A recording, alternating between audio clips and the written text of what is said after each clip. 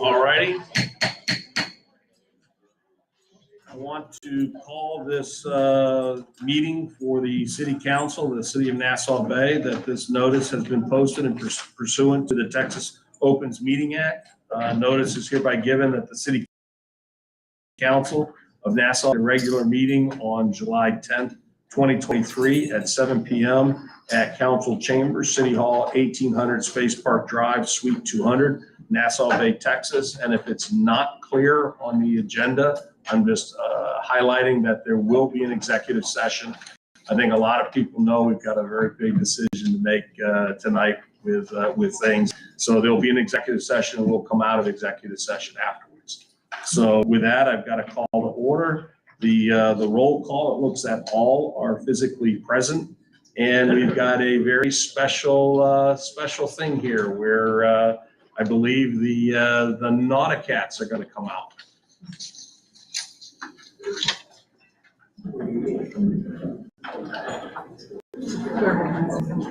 There we go. Are you ready for the picture now or no? Okay. Oh, we're after the pledge. After? Yeah, because Okay. Come line up.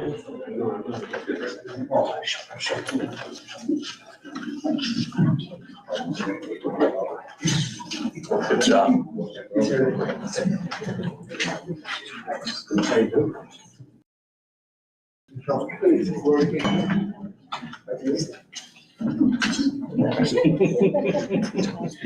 This is great.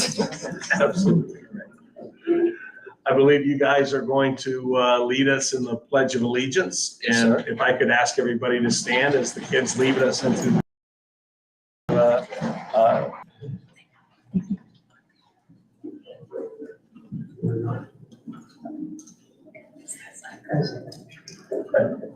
I pledge allegiance to the flag of the United States of America and to the republic for which it stands, one nation, under God, indivisible, with liberty and justice for all. Are you game for this one, or you want me to take this one for the Texas? Okay, then I have this. I'll lead. Texas, this is for the Texas Pledge. Honor the Texas flag. I pledge allegiance to thee, Texas, one state, under God, one indivisible. Thank you, guys. I understand you have something. Yes. I want to bring Lucy, and I'd also like to bring Sarah up here also. James, do you have a Nauticat? No, I don't. But James, I apologize. I just wanted to make sure. I understand that you put something together for us. Come out here in the center. Come out here in the center. Get some room.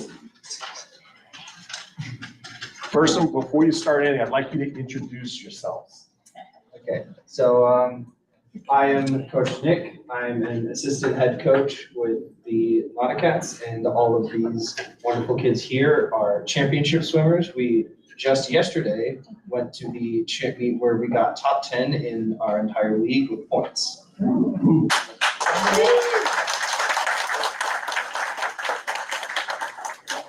each of the individuals. Do they want to shout out? You guys want to introduce yourselves? What's your name? Will. Will what? Will Horton. Hi, Will Horton. Hudson Roper. Hudson Roper. Roper. Go ahead. Luella Sommer. Luella Sommer. Gosh, I think I know your parents. What's your name? Thank you, Patrick. And what's your name? Annalie Roper. You're a roper too. There's two ropers up here, two champion ropers. Wow. And your name? Talia Subby. Nice to meet. Great. Nice to meet you. Hank Summer. Thank you, Hank. So there's two Summers up here too. And what do you have for us? We have a picture of the team. And that's a thank you for the sponsorship that the city provided to the Nauticats this year. Correct. We are a sponsor for the Nauticats, and what I'm really pleased is that you guys have continued the just the competition and really being a champion. That it goes from really the legacies from the coaches all the way down to just the parents and you guys having fun. So we will hang this up. We appreciate it and thank you very much. Can I get a picture here? Can I get a picture? All come to the front, not a cast. Yeah, all in the front. Front, we're gonna make a line in front of. There we go. Okay, and then you're gonna turn, just. Hold this for me. Kind of look at it for me. Is this a real for no? Is this for- This is Patrick. This is Patrick. Not your shoulder, yeah. There we go. Is this a rubber? Thanks.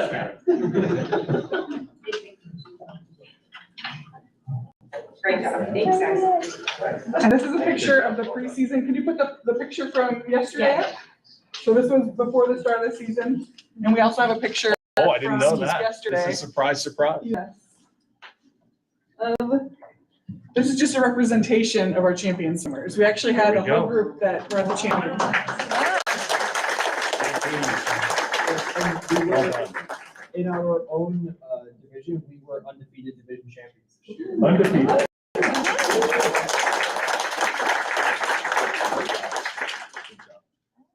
All right. That works. Thank you, guys. Good job.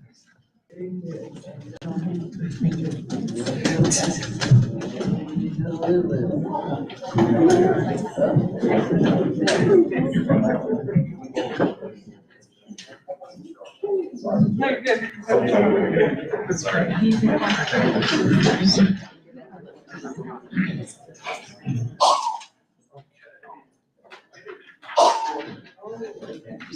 So the next agenda item 4, is the citizens' comments.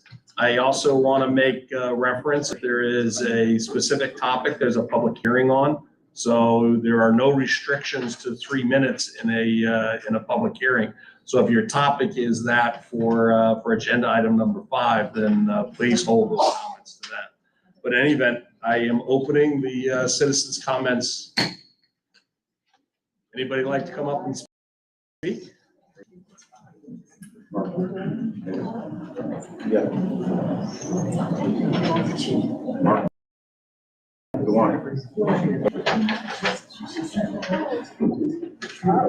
on up. There you go. Is that on?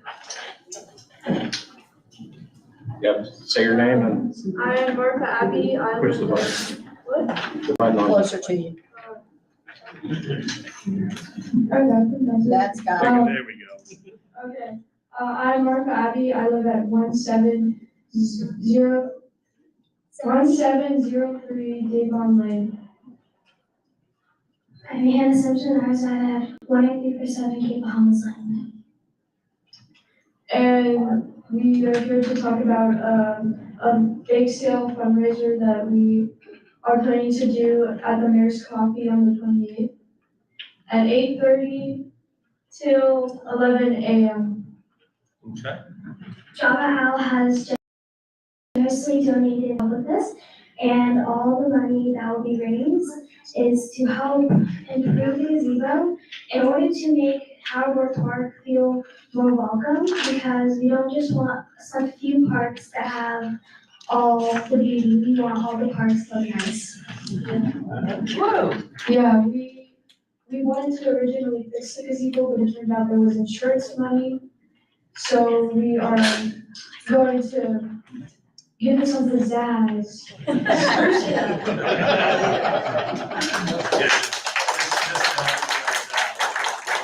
This has been an effort that the 3 of these have been working on for a little bit, and the gazebo in the park definitely needs help.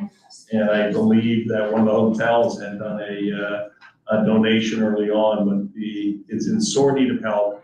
So I didn't realize you had targeted on the 28th, but that's a great time to have it there and bring a lot of cookies. Yeah.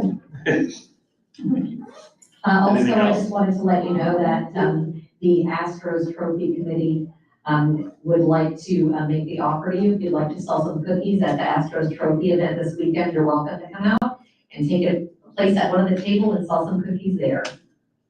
Yeah, and also we were wondering if anybody would like to donate some time to bake some baked goods for the bake sale, since you know, I don't have permission to use the oven. So, if you guys do want to help out, then, well, contact my donor. So this is a call to all those who have permission to use the oven. Yes. That's that, I agree.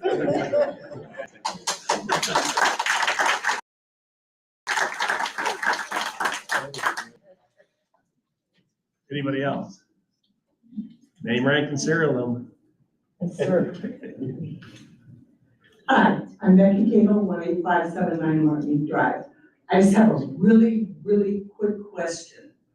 When I got the, a couple of days ago, why are only 4 of the council members and mayor listed as their email addresses? Why do we not have everybody's address like we used to? That's my question. Good question. Is it good?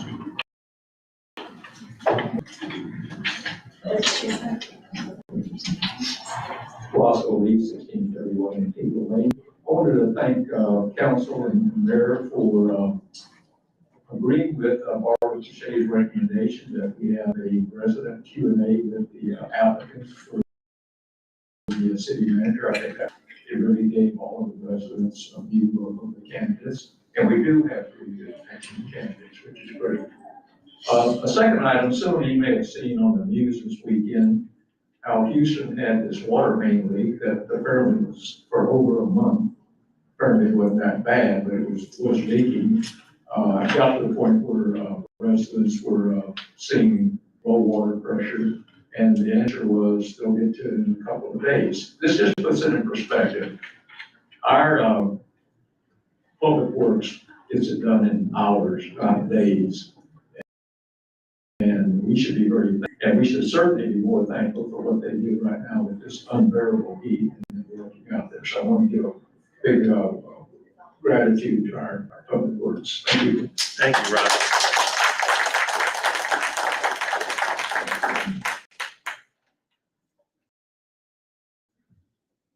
Just remember, name, rank, and serial number. Okay. My name is Patty Dean, my rank. I am. Address. My address is 303 Crestwood Drive in El Lago, Texas. So thank you for allowing me to cross the city line and come down the street to see you. I'm actually Wheels and Wheels. We wanted to thank the city of Nassau Bay for its generous support of Keels and Wheels this year and every year. It's very exciting to have Nassau Bay. This is Gary Garnett, who's our director of marketing.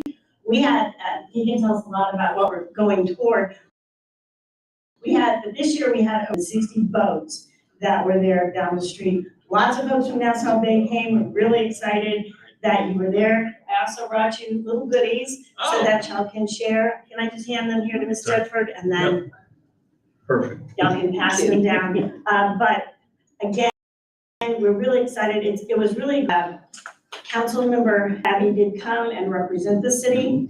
He didn't realize it when he came, but we had to rope him in to be a judge for one of the cars. That's what I heard. Never stand close to us because we will rent. And I believe a local Nassau Bay citizen got. Several. We had Yeah. several that won awards in both the boat and the car categories. Really helpful. Now Gary's here to tell us kind of where we're going to go next. My name's Gary Garnett. I came almost across the state line. I'm from Manville. So, but no, we've got big plans ahead. We're taking this thing national now. Some of you may have heard, but Margaritaville is coming into Seabrook, and they're one of our major sponsors now, which is going to give us an opportunity to move forward. We've got a couple of large sponsors that we're talking with now. We've finally gotten national recognition. A lot of people probably don't realize the concourse car and boat show in the country. Obviously, a lot of places on golf courses don't have a place to put boats, and we just happen to have one at Lakewood. So we're looking forward. We're going to streamline a lot this year, work a lot closer with the hotels and with the cities to streamline this.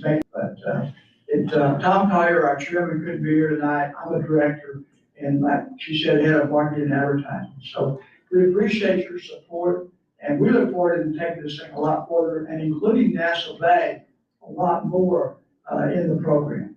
And we'll be getting Thank on that. Okay, thank you, appreciate Thanks for your it. time.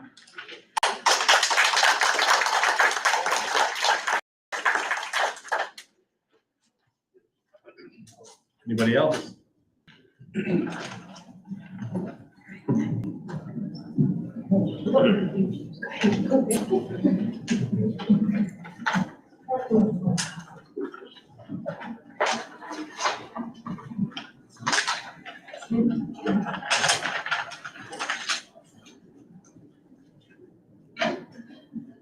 Susie Gordon, 18318 Harper. And I just had some questions basically about the code enforcement. I don't normally come to these, but I've been to like 3, I think, out of the last 5. And it gets talked about every time, but I don't know what's happening. Who is in charge? I think at one time you said, I think 24, I can't remember the Airbnbs were around, but only 4 of them had been licensed. Has there been any progress on licensing and who's responsible for that? And are we waiting for the new city manager? Is that the holdup? And this kind of wanted to know. There's a public hearing on specifically, where, Okay. just so you know, we can't respond when you come up here, but in a public hearing, you can. So if you would just, give a couple more minutes and we'll move into the public hearing. Thank you. Thank you.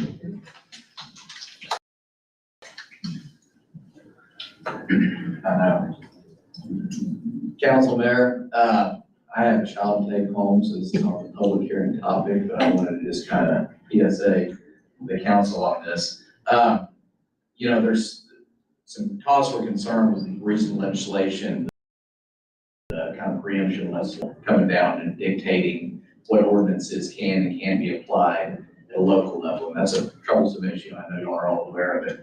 I wanted to bring something to council's attention. This was a bill, I think it was submitted that was proposed last session, passed the House, didn't make it through the Senate, but I think it needs to be on our radar. This was an attempt to create a commission at the state level to study legislation on STRs, to do statewide legislation STRs, which would have the effect of avoiding any local legislation. That should be a big concern for council, I think, because, you know, STR legislation in Nassau Bay is not going to look the same as it is in Galveston or Aransas, big town, right? And it kind of troubles me a little bit. Our state rep voted for that. This is not an indictment on him or anything like that, but I think that we need to do our best next session to educate him about how we feel about this as we go forward. Thanks. Thank you.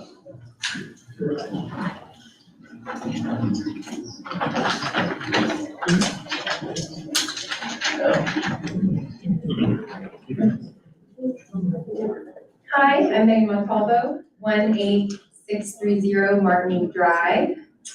I'm not going to speak as confidently or eloquently as Alex Gordon, so I have wrote this down. It goes along with all of it. So I'm going to take this opportunity to tell you just a little bit about myself and share my opinion. So I grew up in this community, and my mother raised me to believe in community activism. She worked for Carol Keith Strayhorn on her campaign for Texas governor in 2006, and later alongside Texas Senator Louis Kolkhorst to fight against major toll roads from tearing through rural Texas. She raised me to believe that decisions should be made at the local level by local citizens. She was PTA president in Fort Elementary, where she believed a PTA should do more than just raise funds for playgrounds. They should act as a voice for parents to influence the education their children were receiving every day, the books they read and the resources they receive. As an adult, I see more and more that county, state, and federal government limit the control of our local city governments, that the freedom to make choices and decisions for our community is taken from us by politicians far removed from our everyday, from our needs, from our neighborhoods. As the president of the Nassau Bay Homes Association, I believe that it's imperative to listen to our community and to our membership, our neighbors. I believe everyone should have a voice and a say Thankfully, the city and the association are able to work together. As Councilman Abby said, hand in glove to cover all the needs of our community. And in some cases, the association is able to implement and enforce policies that the city is not. In order to give our neighbors a voice and say in their community, we have sent out a referendum with 2 decisions to be made by you. Now, my mom is a fiscal conservative, and I was raised to be frugal. So when it came to raising our dues, the association, when it came to raising the dues cap, by the way, that had been in the same since the 1960s, our board acted conservatively by capping the amount again to protect against endless increases. The other decision is about short-term rentals. If you do not want an Airbnb next door to your home, you can tell us. And if you do want one next door, you can tell us that too. You have the ability to voice that opinion and affect what's happening locally in your community, because that's the job of your homes association, to protect your community and homes. But the most important thing about this referendum is that if we don't vote to increase the dues cap, eventually there may not be an association here to listen, and certainly not one effective enough to act. Thank you.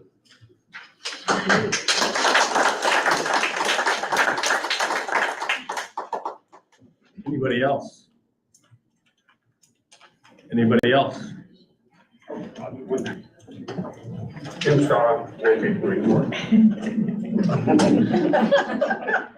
1805 Hereford. I'm going to echo Roscoe and Barbara's comments about having hearing the land and letting the citizens talk to the candidates. I mean, wonderful idea. Thank you. Thank you.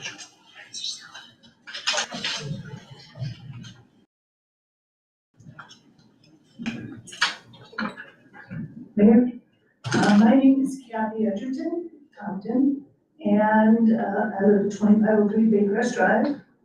Recently, over the weekend, we had some vandalism occur to an office building at the corner of Nassau Road 1 and Lagoon Drive with extremely offensive graffiti and defamatory statements. And it was all over the place. These kids did a really good job. Then they turned around and they went to Artist One Lagoon Park and proceeded to tag just about everything in sight. They made a mess out of the playground equipment. They tagged the sidewalks, for God's sakes. You know, we have little gazebos there. They tagged that. So the police were spot on, right on it. They came and in following all of this Airbnb business, we think that that's where that emanated from. I'm not sure if that particular residence was registered with you or not.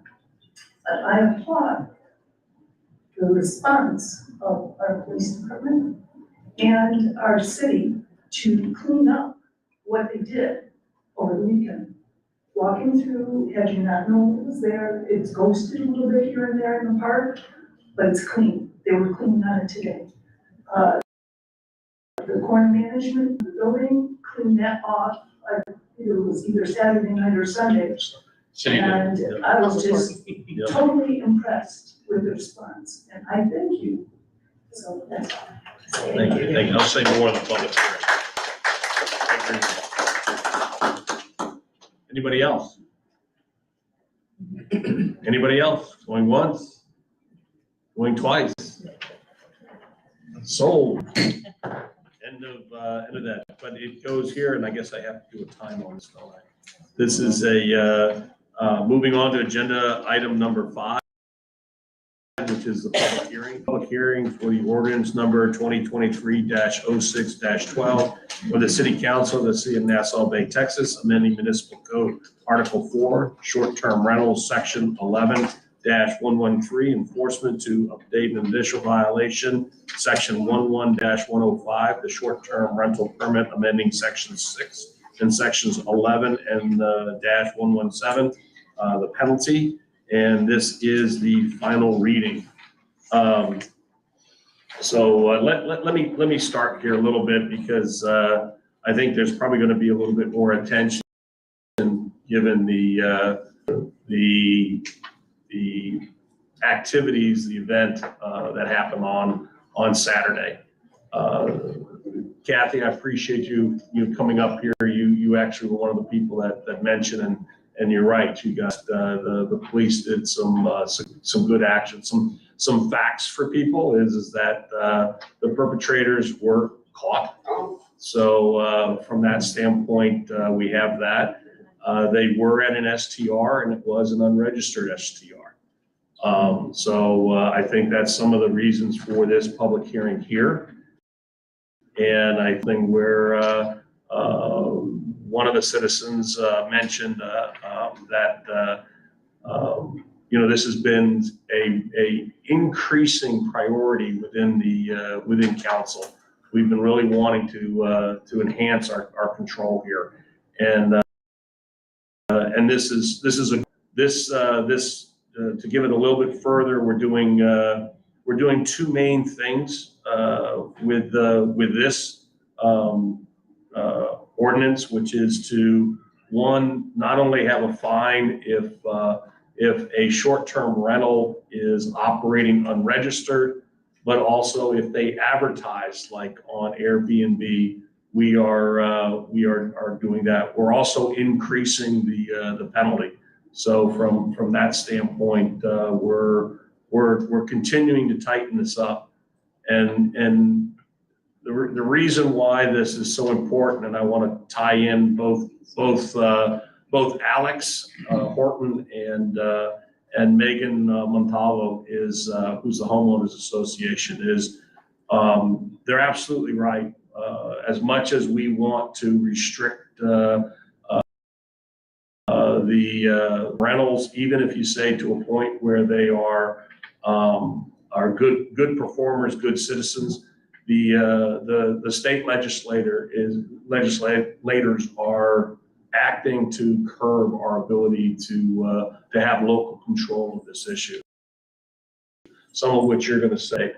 So the hand in glove that was mentioned is that if you're truly interested in not having, a short-term rental, what I consider a hotel next to you, the mechanism from our homeowners association.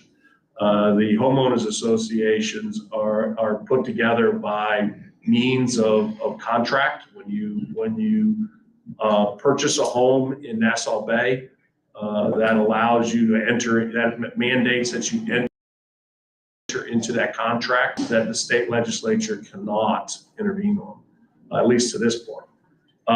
So I encourage you to listen to people who talk tonight. I would encourage you to vote. I would encourage you to be apprised of this. What we in this ordinance and we're continuing to try to restrict is and why whether a STR is registered or unregistered is going to be so important, because we ask them to have a $1 million umbrella policy as insurance. It allows us to be able to extract funds in case there is severe damage that was done. And I believe, even though I'm still trying to find out, to make sure we bring the full legal efforts to bear, but that's probably was between $200,000 and $250,000 of damage that they did. That playground equipment, we're getting ready to replace it. So at least it was near end of life, but the replacement is $180,000. And the concrete work and all the things along that line, is the SAIC, building was bright white, and it was some of the most horrendous language I have seen in this area. So without going into too much, Paul, I really appreciate the efforts that you did. So the management of SAIC called me and contacted me about how pleased they were that we did the actions that we did. Chief, there's a number of the citizens I may have said that from a standpoint that we were able to catch the perpetrators was fantastic, and I'm sure you will. But it really goes to the effort that we've been trying to do to register these STRs. We have so much more ability to be able to handle any like this if they're registered, and we also have the ability to be able to really bring heed to malperformers. There are 3 strikes you're out. There are a number of different things, and we can shut them down if they aren't good citizens of now. And then if you want to go to a macro one, please get involved with the homeowners. So with that, I'm going to open it up. I just wanted to make sure people knew the facts of the things going on, and this is now a public hearing. 7:31. Anybody want to speak?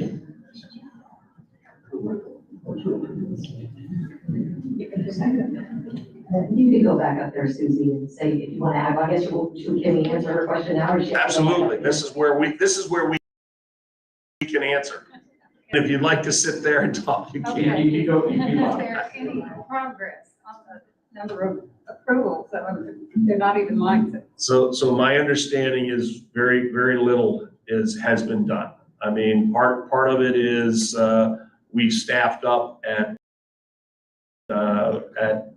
but at the end of the day, the number of citations, the number of activities, and I think Chief, you're going to give an update, but it's been slow. And I think some of that is a little bit of debate in the police department, or if this should be in the building department. I'm actually don't really care. I care that we dedicate resources to this because I believe this could have been preventable.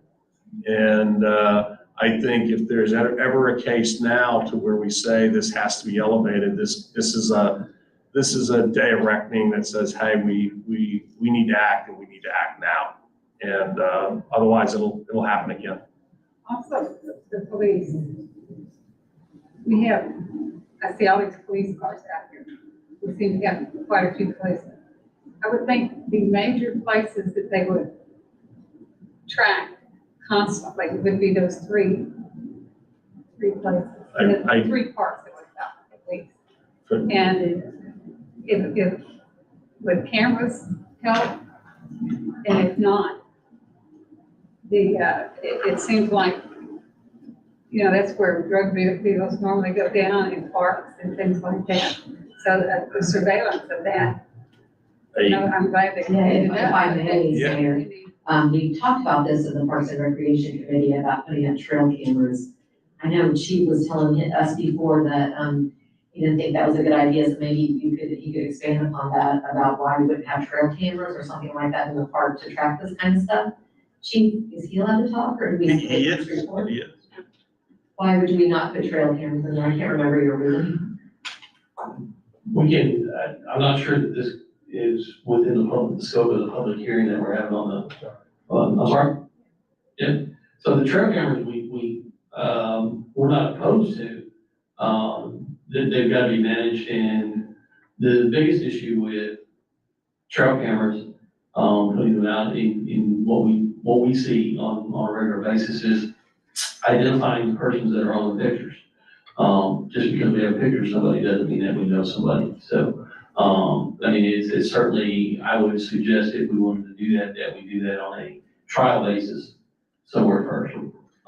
But just, we do use video, we use surveillance cameras from residents, and that's part of what assisted us with, on Saturday. But just because we get pictures of somebody, I don't want everybody to think that we identify somebody, because we have to know who that is. And a lot of times, I'll be honest with you, probably better 3/4 of the time, We just don't know who those people are. Chief, would the flock system have helped us here? Flock system, possibly, but the flock system is only on the roadways for license plate reading, of those type of things, so. I just didn't know if these individuals had a record or if there was anything that would have In this indicated instance- that they would be somebody we would want to. Well, in this instance, they were on foot when it happened, and so they weren't in vehicles, so I don't know that the flock system. It's a case by case basis, whether the flock system, of course, we can talk about that during the budget hearing, because we did that, proposed in the CIP. The reason I'm saying that is, and Dick chime in here also, we had caps on some of the fees we had because we were looking at the actual costs of having STRs in Nassau Bay, and they're very nominal fees. We keep pushing as we hear the penalties and the things, but we seem to there. Would the effort that the police are having to go through here, the effort that the public works, the damage that was done, is that under the law, things that we can look at that we have to deal with because of a short-term rental that was unregistered and operating illegally? But any fee has to have some connection or nexus to the actual cost of providing it. So to the extent that it creates things that cost us money and difficulty, then they can have a stronger impact upon the setting of the fee and the amount of the fee. But it still has to bear some relationship. You don't just arbitrarily pick $1,000 or $2,000 or $1,000 or $100. It's got to have some relation to the cost. The piece I'm getting at is going directly to your question and something about our ordinance is, if we need more funds because we don't need to preempt and get these STRs registered, that's because we don't have the manpower that it takes in order to do that. We should be able to recuperate that through the fees that people have in regards to operating an STR. The test is reasonableness, and the court ultimately would decide whether that was reasonable, and what we think is reasonable may or may not pass the test of reasonableness, but we have to try and hopefully meet that hurdle. I'm thinking the reasonableness needs to move a Well, little. Mr. Mayor, if I can. Sure. I'd like to kind of remind everybody, to go back to the, 2019, we passed, there was a past ordinance for the STRs. And so some of these things that we're discussing tonight inside of this, these changes were based off of that 2019. And to your point in regards to enforcement, unfortunately, I think that there was some lack in leadership to get that enforcement done. Tracking the homes where the calls go out to and the repeat offenders is easily said and done. Mr. Mayor, I think we've discussed it in the context of these short-term rentals are considered hotels. As considered a hotel, damage to the property is a liability, and that is recoupable underneath this. So if I go down South Padre, spring break, and I decide to get out putting rents, we do a crazy, we crack the pool, whatever it is, I'm liable for that. And so I strongly believe that these liabilities outside of that, we don't touch on that. And that's something we should, inside of this ordinance, be able to recoup funds for the staff time that goes out there and for the equipment used and the cost, because these are basically poor customers that have done something to the overall, which is the city. Yeah, I mean. Can I ask a question about this right here? Absolutely. So I know it says here that, so for the people in the audience that don't maybe know about the ordinance, you can look on NassauBay.com and search for short-term rental ordinance, and it has all the information in there about how you pay $300 a year. You have to have an insurance policy, you have to register with the finance department for 7% hotel tax, among other things. Inspections have to happen, fire extinguishers and so on. There's a lot in there. But one of the things I'm reading here, Mayor, is that, so this is going to strengthen this by using the word hotel, but also this $2,000 fine per 500 to 2,000? Is that? 2,000 is the maximum. Incident? 2,000 is the maximum under state law that you can go to on this, and that's what we're doing. We're going to the cap. Okay. And that would And be is that for per every day? event. It's, every day can be a separate violation. And is it per violation? or violation. So my question is that unregistered, short-term rental that was over there and had the people standing there that did this damage to our city, did we cite them? And which citations did we give them? And for the violations that happened? Can you answer that, Chief? So I plan this department's report another day, but there seems to be some confusion during, and I'll give a little bit more in-depth update on the event from Saturday morning. But during the officers did contact the homeowners who immediately came down. They evicted the occupant, understanding they were supposed to be there for the rest of the weekend, so they were evicted. There seems to be some confusion, and we're not sure where it is yet, that the homeowners believe that they were registered with the city. They're working through a management company. So we've been in contact with the management company over the weekend. We're gonna be meeting with them later this week to find out exactly what the process is at the management company, because our understanding is that this management company handles a number of different properties in the Clear Lake area for short-term rentals. So we're gonna be meeting with that management company to find out exactly the process that they use, process they use to go through Airbnb's process, and to find out if there is in fact a gap somewhere. But Chief, according to our ordinances, do we have them registered as an STR? We do not at this time, but that's what we're researching to find out if there is in fact a gap that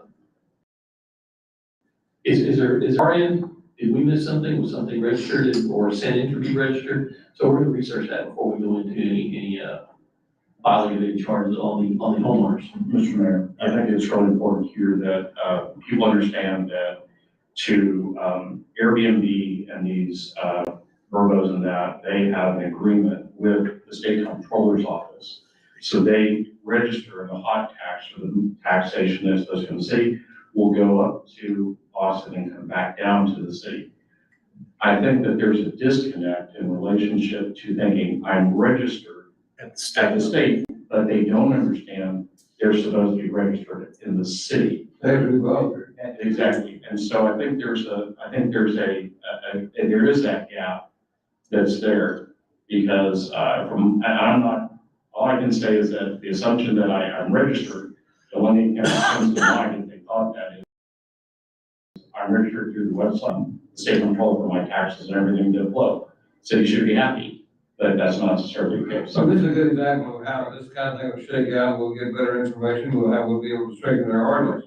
We've probably gone into as much detail as we should under the open meeting law. As to that event, we pretty well aired, and we were really talking to this ordinance, which doesn't have anything to do with it. Any other, let me put it out to the audience, because a public hearing, this is where you can speak without a limit. And, from a standpoint of this ordinance or things around short-term rentals, to air any opinions, any activities, any broadening that you would like to see this council do? I don't know. I'm just curious about the age of these people. I mean, to me, that seems like what kids would do, or teenagers, or, are these young adults, that are renting, or I'm just curious, do we know an age? So we'll have that under the police report, but really this is about the amendment to the ordinance and not about that particular event. I'm just curious. I can tell you from at least where I sit, I was the one who wrote the first ordinance back in 2019. This has been an area that I really want to continue to strengthen. That's why this was here. And I believe that the citizens need to help us. I believe the police need to raise it in its priority. But I'm very worried that unregistered STRs operating in our city can create a mechanism where we have people who will do damage to our city. This is just a big example of it. But I'm really worried that if we don't make things right, we'll have a larger and larger percentage of hotels in our city, which I think will very much change the character of our city, which I want to prevent as much as I can.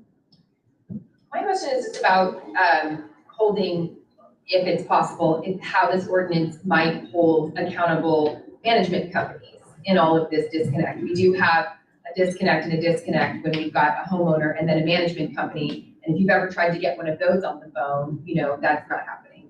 So I just wonder if this ordinance will only impact homeowners who are unregistered, or if they'll impact these managers. There's no direct contact in this ordinance, control in this ordinance over the management companies. If we come up with some creative way to do that, maybe in the future, but right now, this deals with the owners and the people who rent, and with the maximum kind of fines you can do. As part of we capture that and formalize that as an output, because I want us to be able to come back to that, because that's one of the learnings I think we had here. What else can we do here? Yeah. If I can, Mayor, just go on that, is that, that ordinance is written as owner, it would dictate an individual, a couple corporation, or a trust, whatever, those are the owners, so that would incorporate all those, I would understand, at least as it's written. Well, the statute is talking about a person, firm, or corporation, so it covers legal entities. Right. Not just human beings. Right, I just want everybody to understand that. But if they're registered and say their inhabitants that they rented to do damage like what we saw there, would the corporation and or owners have liability associated with that? Well, it's currently written that, no, we might think about other things we could do to add to this, but right now, it just says what they can and can't do. One of the things this amendment does is make it illegal to advertise it. If you know you're a short-term rental, if you don't register, but you advertise, that creates a different crime than just the fact that you operated a short-term rental. We also raised the maximum fee to $2,000, which is what the most we can do. And it defines it as a hotel to make sure it's clear that we're treating it as a hotel. So it's obvious that these are under state law. I would like to see us fully look at the scope of legal activities, because I actually believe that particularly if you're unregistered, ability of having people and operating, a facility, that any damage that occurs should be of the liability. Right now, it doesn't do that. So question, because I thought I heard you say, Dick, that if they know they're an unregistered, short-term rental, but and Chief just said they didn't know, so anybody can just say, I don't. If we had this in place, if we had this in place, it would cover the fact that they advertised it for rent and they knew that they should have rented it, should have registered it, even though they didn't register it. It puts them on liability for advertising without doing what they're supposed to do. And that's a good thing to do. Even if they claim like people are claiming, I didn't know I would register. Well, every Look at that as the same as when you're speeding. Were you speeding? No. Yeah. That's what I'm saying, like I would say, I wasn't speeding, okay, you're fine. Well, people You didn't know you come were up with all kinds of offenses, but the bottom line is that this covers a lot of things that we need to cover, and there may be more things we want to. This is the scope of what we're doing tonight. Laura? For the public hearing, I just wanted to go on record. I'm Laura Ford, 1911 Back Bay Court. I support strengthening the ordinance to the maximum extent possible. Sure. We've been doing that. We're trying to do more. Anybody else? Roscoe? Yeah, I totally support the proposed increase in the fines. I think we want to send a strong message. And as Trump Greg says, this is the max fine that we've been levying. But as Alex said, I fear unfortunately that the state may handcuff us in the future.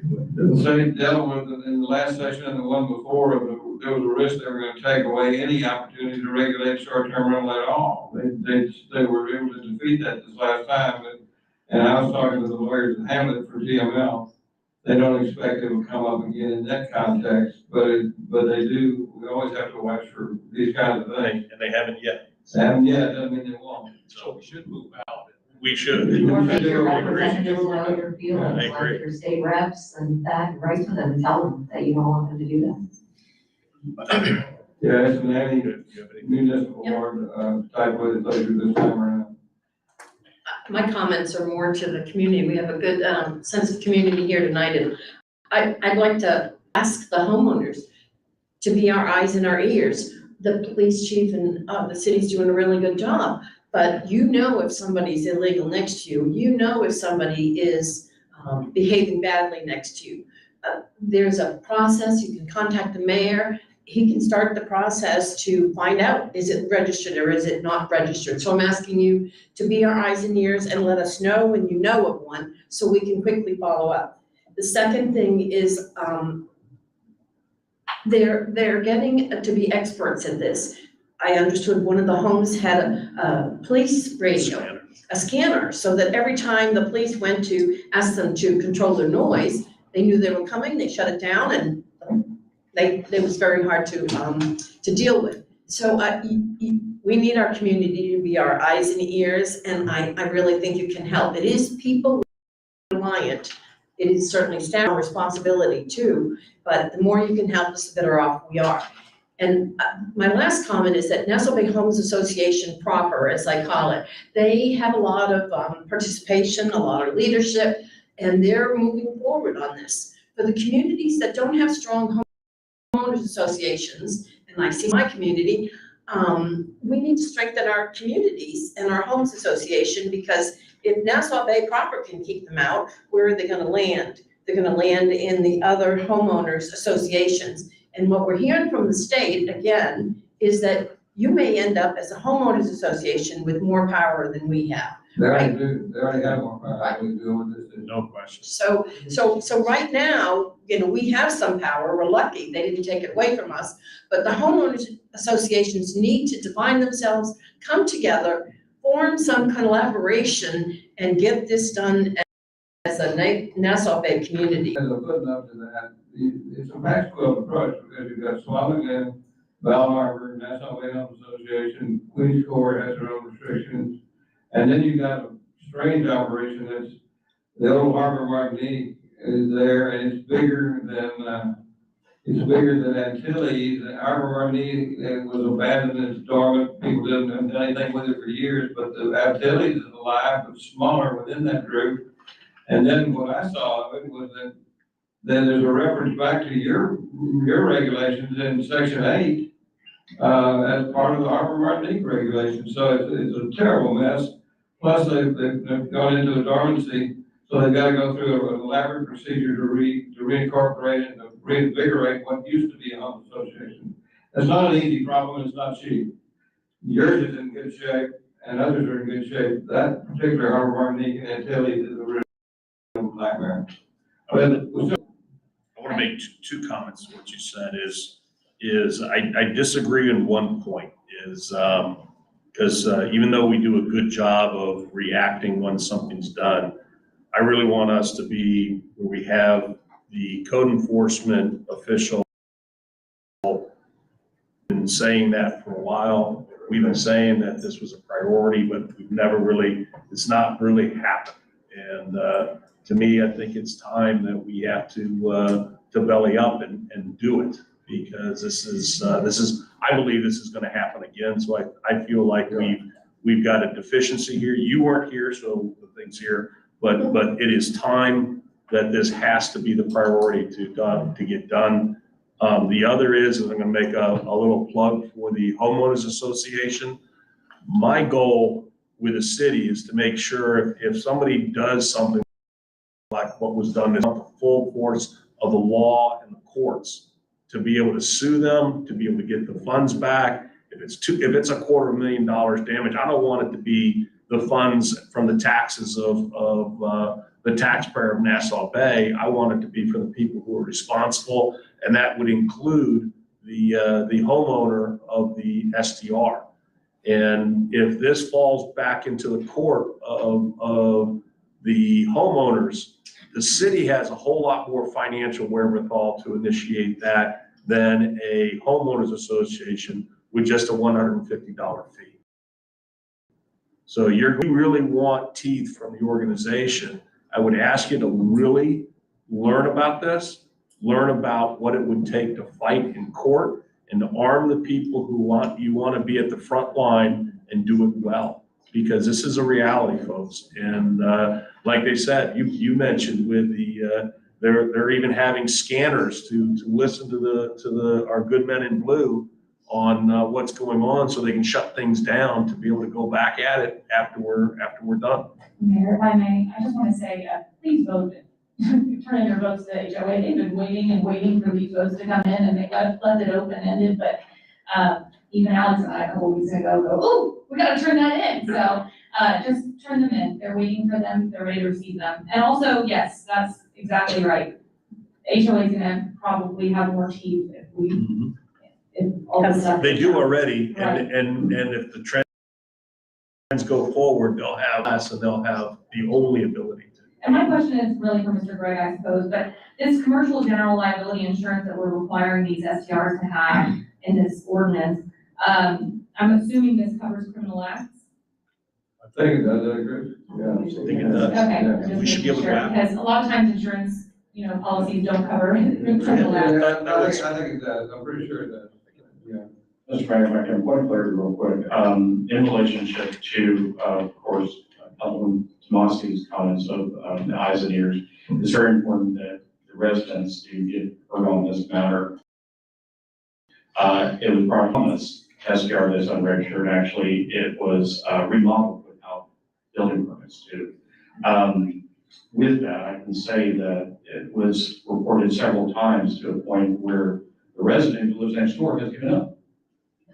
And so now I got to make sure that things aren't happening there. But I think it's very important that, yes, you guys are the eyes and ears. And to reiterate, I believe what Councilman Tomasi was saying too, is that we have 14 homeowner associations in Nassau Bay. 14. So to our friends in Small Lagoon, unfortunately, I don't think that your HOA covers this type of discussion we're having, but the city, what we're doing inside this ordinance, gives us the ability to act. And I think where everyone is in a joint consensus where the legislation is going and what's happening, allowing us to get the ordinance through on this, and then working between all the executives of these HOAs, or these 14 HOAs, even the redundant ones or the defunct ones, to get them back up and talking about this is a focal point that now, considering what happened over in Small Lagoon, if there wasn't something in place there like Main Nassau Bay, we would have a major problem. And I think that that's something that the homeowners do need to jump in on. I agree with the mayor, I agree with several people up here. This legislation that we're putting through here is putting teeth into things that. More teeth. Yeah, we're adding to, there was a gap, we're adding to that. I don't think this will be the last we hear of this in relationship to what we will do to support not having these SDRs around us. I would like to say also that those that do follow the law, we haven't had any issues with those. And the ones that are registered with the city, we haven't had. And I think that needs to be commended to those individuals that are operating underneath the city ordinances and the law, of being able to work with us and ensure that we have good actors in our community. And I commend them. Any other public comments? Any other gentlemen? More activity this weekend with Yes. other folks. It seemed to me, I saw some people, a whole group of people just didn't seem like they're having a party. I don't know. Did you hear, you mean, are you aware of the vandalism that took place? No, I was not. I was just So there was the Compton mentioned, she sent me an email. I really appreciate that, going with pictures so I had been out there and looked at it, but I hadn't gotten pictures, beat me out there. But it's all over the playground equipment on Swan Lagoon was completely covered with what looked to be like so there was about a quarter of my estimate is between $200,000 to $250,000 worth of damages. One thing I was asking there was there more activity this weekend with other groups here in the city? No. I don't think we have a way of telling. Not that I'm aware of. I have one more thing that I want to say in agreement with what Paula said. That is true. We do need to have the neighbors' eyes and ears, but I was out in the park just taking photos and kind of following up with people, and I saw a neighbor, and he told me, well, I didn't know that you had to be registered, so he's not here tonight, so a lot of people don't come, right, so they don't know that their neighbor's supposed to be registered. And I said, yeah, that's an ordinance, and he said, oh, well, the other neighbor on the other side is also a short-term rental, but you didn't hear it from me. So I think, you know, it's kind of hard sometimes just to be sensitive to that do you want to tell on your neighbor and have to live right next door to them, and you're the one that told them. I've got from a couple people this weekend about different things, like, don't tell my eyes next door. That's They why I don't like want the to feel, comment. so maybe I do feel like it has to be community policing that's gonna go out and actively find these, instead of just relying on the citizens, who then like put them in a difficult situation, they have to live next door to those people. Whoop, got one more? Just one little comment to that is the Nassau Bay Homes Association streets, and we are not obligated to share community like reports, and who reported them. So because we don't have the same kind of like open records act as cities have, that can be reported anonymously if you wanted to report something that you saw that I want to bring this to a close here if I can. I just don't want to limit, it's because it is a public hearing. There's no limit. Phil, there, Pete Soroka, Nassau Bay Drive. So the question I had is since we're asking for citizens involvement, eyes and ears open, is it time to have a citizens watch, a neighborhood watch? You know, there's probably pros and cons to that, but since this is the time to talk about it, I'll put that on the table. You know, I'd like to see maybe some sort of workshop. I know the interim city manager, Zena, is looking at getting later this week to talk about some things like that. And I think all things have to be on the table because, you know, there's a big difference, and this is why I'm treading here a little lightly, but I think I know the answer, or at least I don't want to misspeak when we say it that way. Is between being registered requires that insurance policy, and that insurance policy, if we'd had brand new playground equipment 2 months from now and needed to replace it, it would be out of the citizens' pockets. And I believe that insurance policy is there, just like you have a car insurance policy. I had a sparring with a citizen around insurance, is that I gave the analogy, it's like we require car insurance. And if you're driving a car and somebody hits your car and does a totaling of your car, you should have the confidence that their insurance policy to be able to fix your car. Yep, and I want to make sure we have a similar, you know, ability with short-term rentals, and if people do some damage because they're partying in our city, I want us to be able to go after them, and I want an insurance money so it doesn't come out of the citizens' pockets. Mayor, can I say something as well? Sure. So I know Paul has talked about you guys being the eyes and ears. Obviously, there's a ton of people here tonight. Pete talked a little bit about having a community watch or citizens watch. Just so everybody knows, on the city website, you can complain. You can do a complaint online. There may not be a lot of people that want to get out and actually patrol the streets, but since we're having this ordinance changed, there's going to be some more enforcement that comes with it. There's going to be more and more people that register these STRs. Once that happens, it's up to you guys, along with, you know, code enforcement, whoever's going to be handling that, to make sure that these people are not only in compliance with being registered, but making sure there's not park issues, guest issues, lighting issues. So you can make a report online and submit that to the city, and then that can be addressed after that has already been registered. But I did have a question for the mayor. That report, it doesn't say who it's going to. Do you know who's getting that report? Which report did? So if you go to the STR website on our city, there's an option for you to do an online complaint. Be the administrator, and that would be to the city secretary, be what I would assume, but then we need to just double check that. Yes, sir. I need to call the motion strikes. The part about the website and all that is key, but I don't think we should get into the citizen eyes and ears for the citizen watch, because that's pretty far beyond the scope of what we're talking about here tonight. We're talking about an ordinance, not citizen watch, is pretty far afield.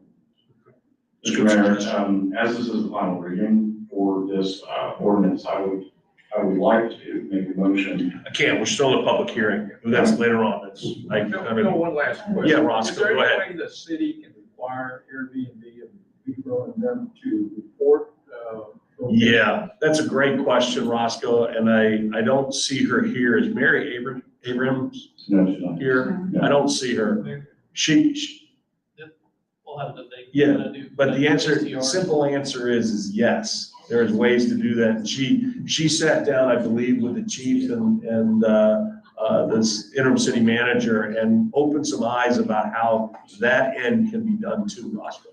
Creative process. And I just want to make one more point. We're talking about homeowners, but our businesses don't want these problems either. If we expect to maintain good businesses in our neighborhood, our tax base, they want protection from graffiti. They want protection from bad behavior. So we need to look at getting them on board and how they can help us. Methodist doesn't want problems in their parking lot. They don't want their doctors driving by the graffiti that happened this weekend. So we have partners too with our businesses that we need to expound upon, so. And just the black eye that we would have as a city, and Paul, I just keep coming back, you going out there that quickly. A lot of people were very appreciative of how you handled that. Thank you. All right, any other comments, any other One questions? more for me, let's stick this place with a $500 fine for operating. Yeah, correct. So we have an ordinance in place, we still need to press on. I think that's right. Thank you, Lucy. Yep, we need to do that. Yep. Any other comments? Then it's 8:06. Public hearing is closed. Moving on to councilman comments, I would actually, given that we have a long executive session, I would ask for these to be brief, but that's only a request. So Paula. I just want to say thank you. Thank you for being here tonight. Thank you for coming to the city manager meetings. Thank you for your comments to our emails. And we're going to get our emails fixed so that we have an email you can get to us too. So, but thank you. That being said, I think we can add your phone numbers, that we don't have to wait till we have emails, we can still get phone numbers out for the new folks so people can contact them that way if they need to. And thanks to everyone who helped make 4th of July a success. That was a lot of fun. Congrats to the Naughty Cats, as you saw division champs, so the kids are very excited about that. I'm excited about the city manager selection tonight. We'll get more to that later. I'm also happy that we're still making progress towards some of these code enforcement issues, but I'm also wanting us to push for more action. Again, we'll talk more about that later. And I think that is about it the rest of it. I'll make it very brief. Chief Paul, and Naughty Cats, congratulations for winning the division. Also, congratulations to the parents, because you don't have to get up at 6 o'clock on Saturday anymore, Sunday. And then also, trophy tours this Saturday, 11 o'clock here at City Hall. Laura, great job on that. Everybody else, we'll see you there. I'll be a vendor handing out food or something like that. So, okay. Thank you.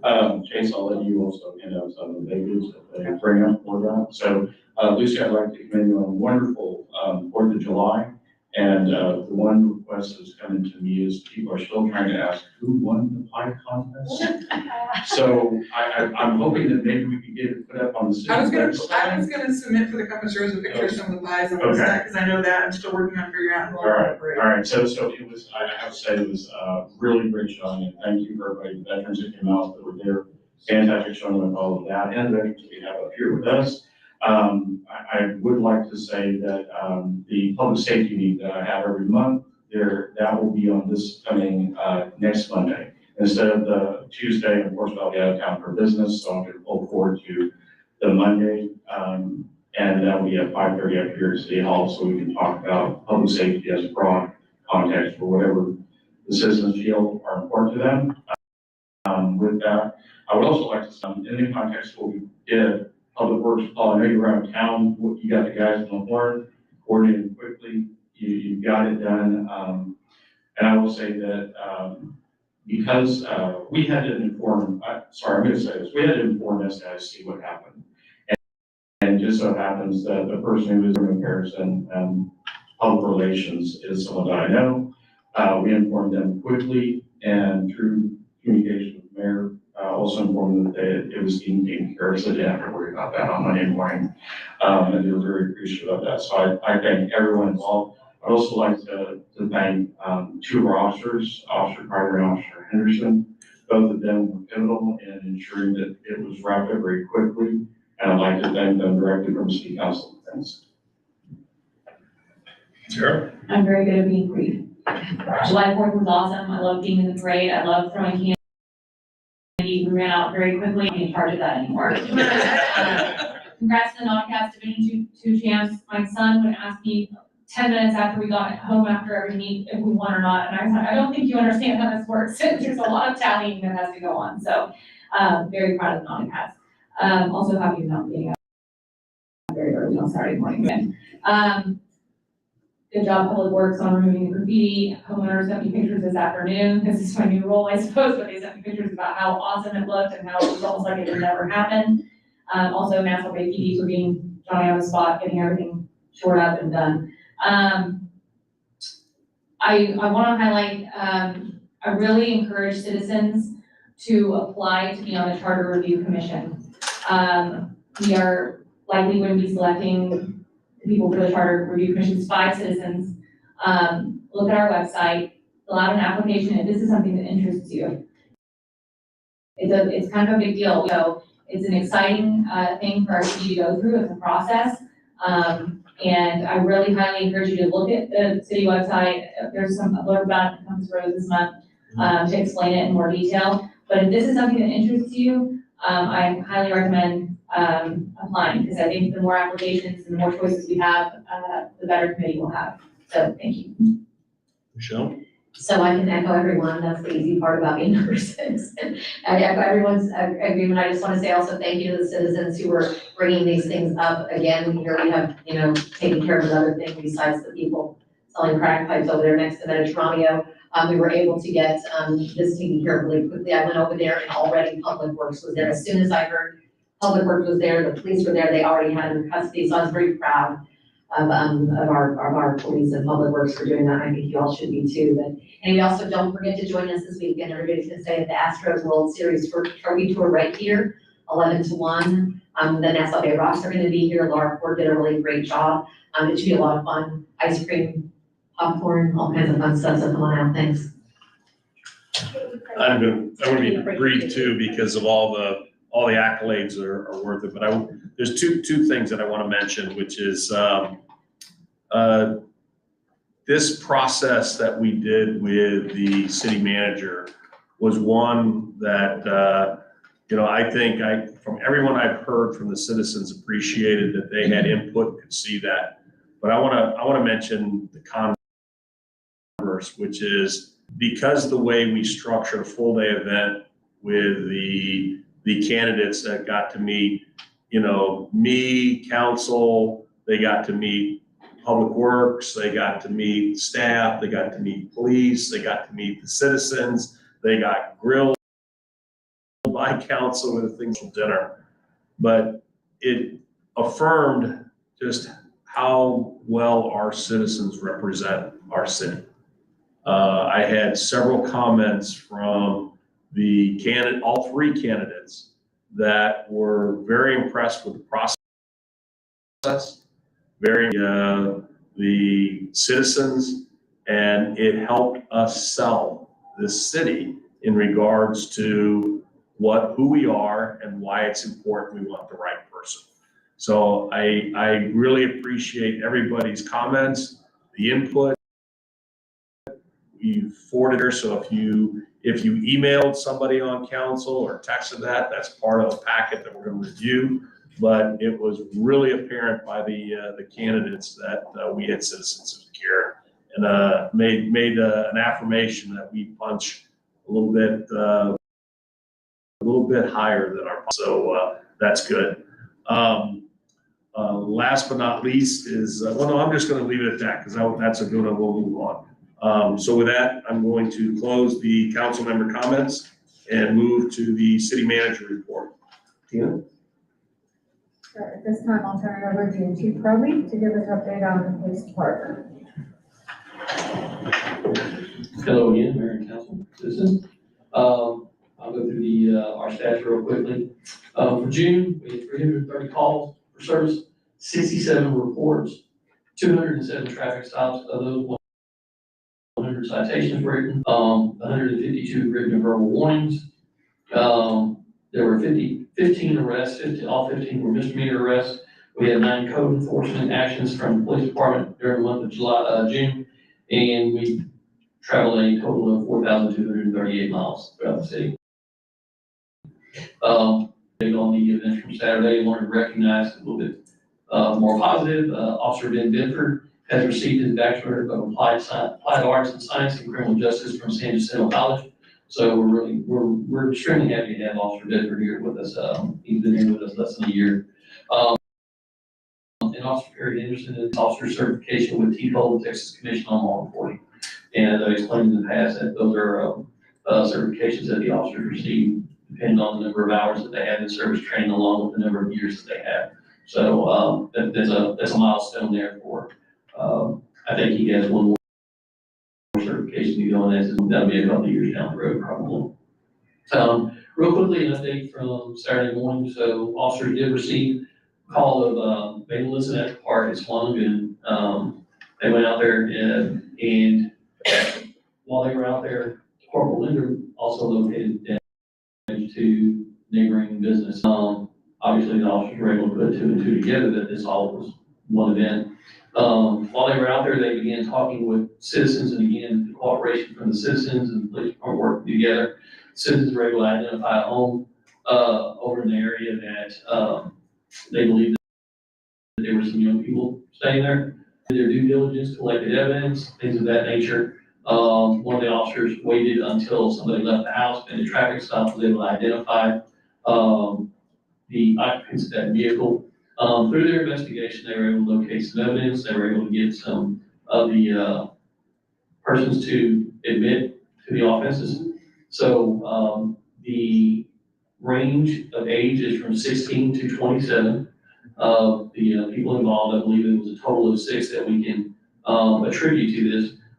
They were not charged at this time. Charges are pending, and that's because we're waiting for the total cost, because the total cost of the damages will dictate the level of offense that's going to be filed. We are working with the district attorney's office. District attorney's office is aware of the event, has been contacted. So those charges, once we have the final cost totals, those things will be taken into account, and we'll work with the district attorney's office on issuing some citations. I can tell you that these individuals are not from this area. They're from up in the Cypress Magnolia area. And then this was an STR. And like I said, I will have an update on the STR information, but we are working with, they did come down once the officers contacted them because they had the information at the house. To your knowledge, an unregistered STR. That is correct. That is correct at this time. So we'll work with them. That doesn't mean that we can't enforce the ordinance at some time period. It doesn't have to be the day that it happens. So we're going to work with those homeowners because they did come down. They took immediate action to evict those individuals out of the home. They did put our officers in contact with their management team, which is set up a meeting for later on this week. So we can talk with the management team, find exactly how their process is, to help us go forward with other STRs in the area. But that's where we're at with this. But there will be charges filed on for the vandalism and the criminal mischief. So, given the nature of the language, particularly against race, considered or at least investigated as a hate crime? That will be up to the district attorney's office. In my experience, probably not, because it wasn't an individual that it was targeted at. But again, that'll be a decision for the district attorney's office to make that. Online, you guys may want to call her this morning, they may have a little bit of knowledge of that or they agree. My hope is so, because that was some of the most foul language I have seen. Yes, that decision will be left up to the district attorney's office to make. So, okay, thank you very much. So, can I ask a real quick question? That's the code enforcement list that you have here, and it says unapproved signage, fishing, golf cart parked on the portion of the property. So abandoned vehicle and approved draining the pool that you guys did in June. But why is there no short-term rentals on here? That particular one, I believe I brought it to the last council meeting, it's a corner lot, you could easily have identified it, I'm just curious as to why, or why no There's gonna be, we're gonna discuss short-term rentals when we have code enforcement updates. Oh, I'm so sorry. Thank you.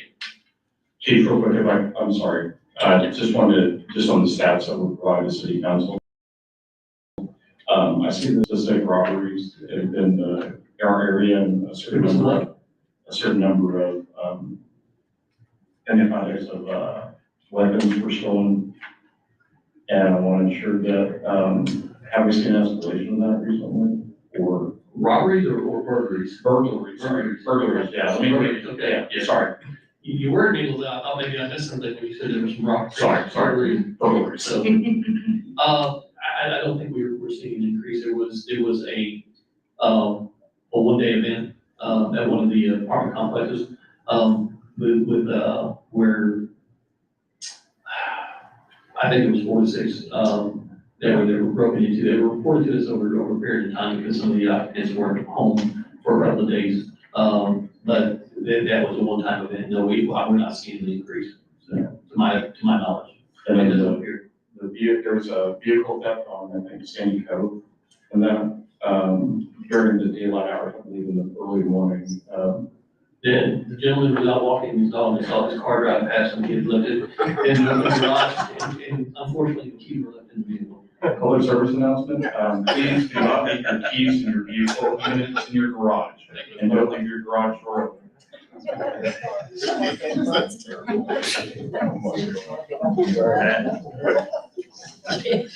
right. All right, so your volunteer fire department for the month of June, we ran 36 calls, we had 1,655 hours, July is busy. And we have 37 members, and I'm leaning forward, where I know we're voting one in tomorrow night, so I'm very confident with 38 as of tomorrow evening. Talking some serious things at council tonight, but a bit of good news and lighthearted news is we always apply for a series of grants. We've had one in this one particular one in the system for quite a while, and we were recently informed that we won a $20,000 grant for rescue tools. So we'll be using that to replace some of the hydraulic tools or jaws of life on one of our engines. Matt, before you go, the other comment I was gonna make was, since you're here, thank the volunteer fire department for the barbecue that they did on the 4th of July, because it's not only the things and events there, but you guys opened up your house, you fed easily 200 plus people, you know, gave kids a view of the things, and that's just added to the ambiance of the evening. So I really appreciate it. That's a lot of work that you guys did, and I appreciate it. It's really our house, we just get to be the stewards of it. So yeah, no, very happy to do it, a lot of work. But we always make a good plan, knowing Tom, we always follow them, so we lay out a full and action plan for it. And this year was the first year. Last year, we actually had someone document every single thing we do. And so we had a by the minute plan, and I'll tell you, it made things go so much more efficiently.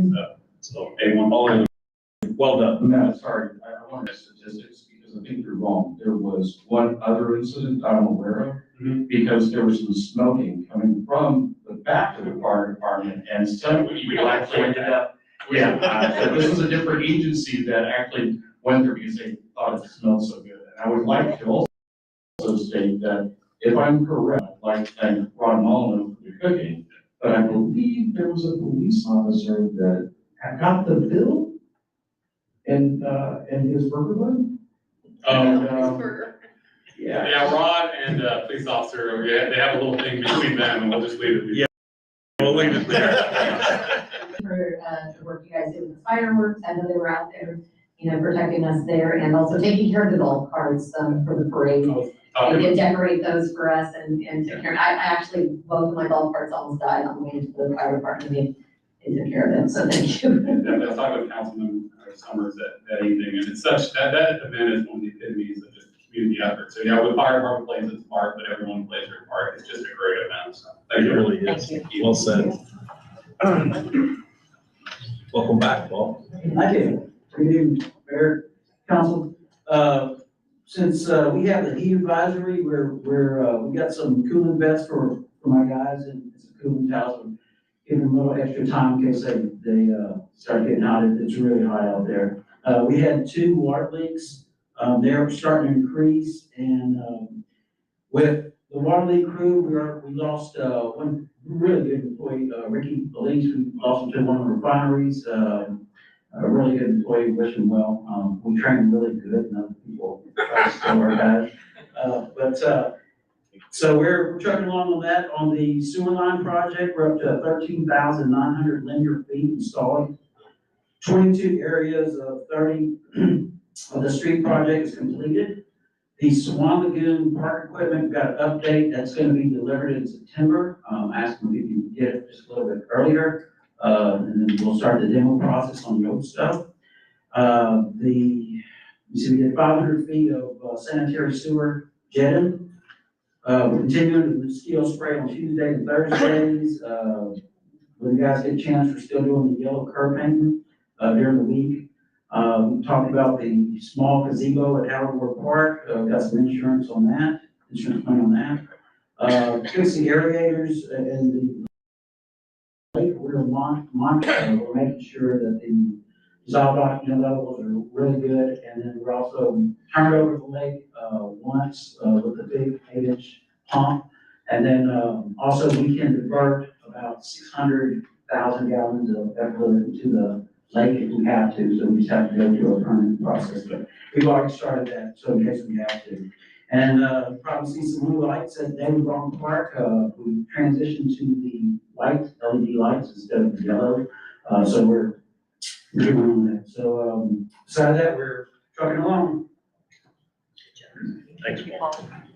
Did you pick a college? What's that? Did you college? My daughter's in the junior year at Texas Tech, so guns up. Good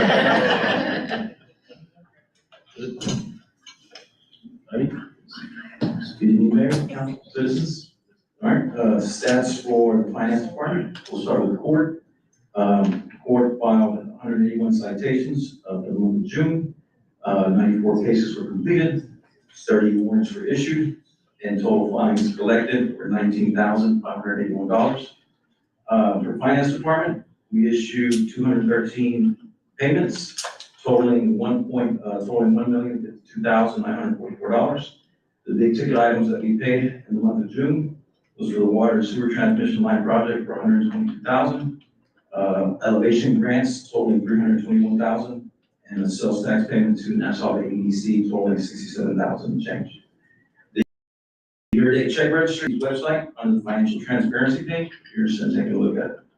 For utility billing, the June activity, we issued 1,500 utility bills totaling $273,000.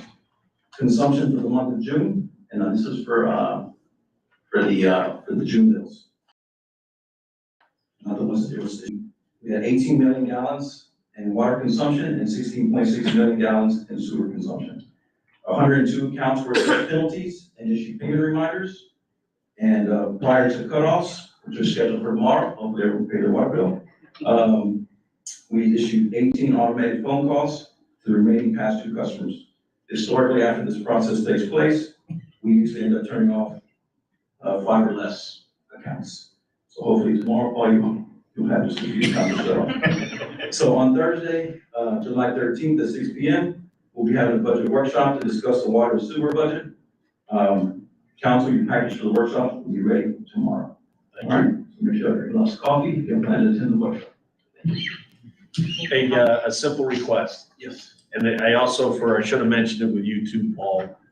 Given that we've done the work on the water lines, I'd like to see a comparison of this year versus last year consumption, as well as the number of breaks from 1 year on a monthly basis, 1 year to the next. 'Cause this is now the time. I mean, we've only had 2 in the, in your measurements.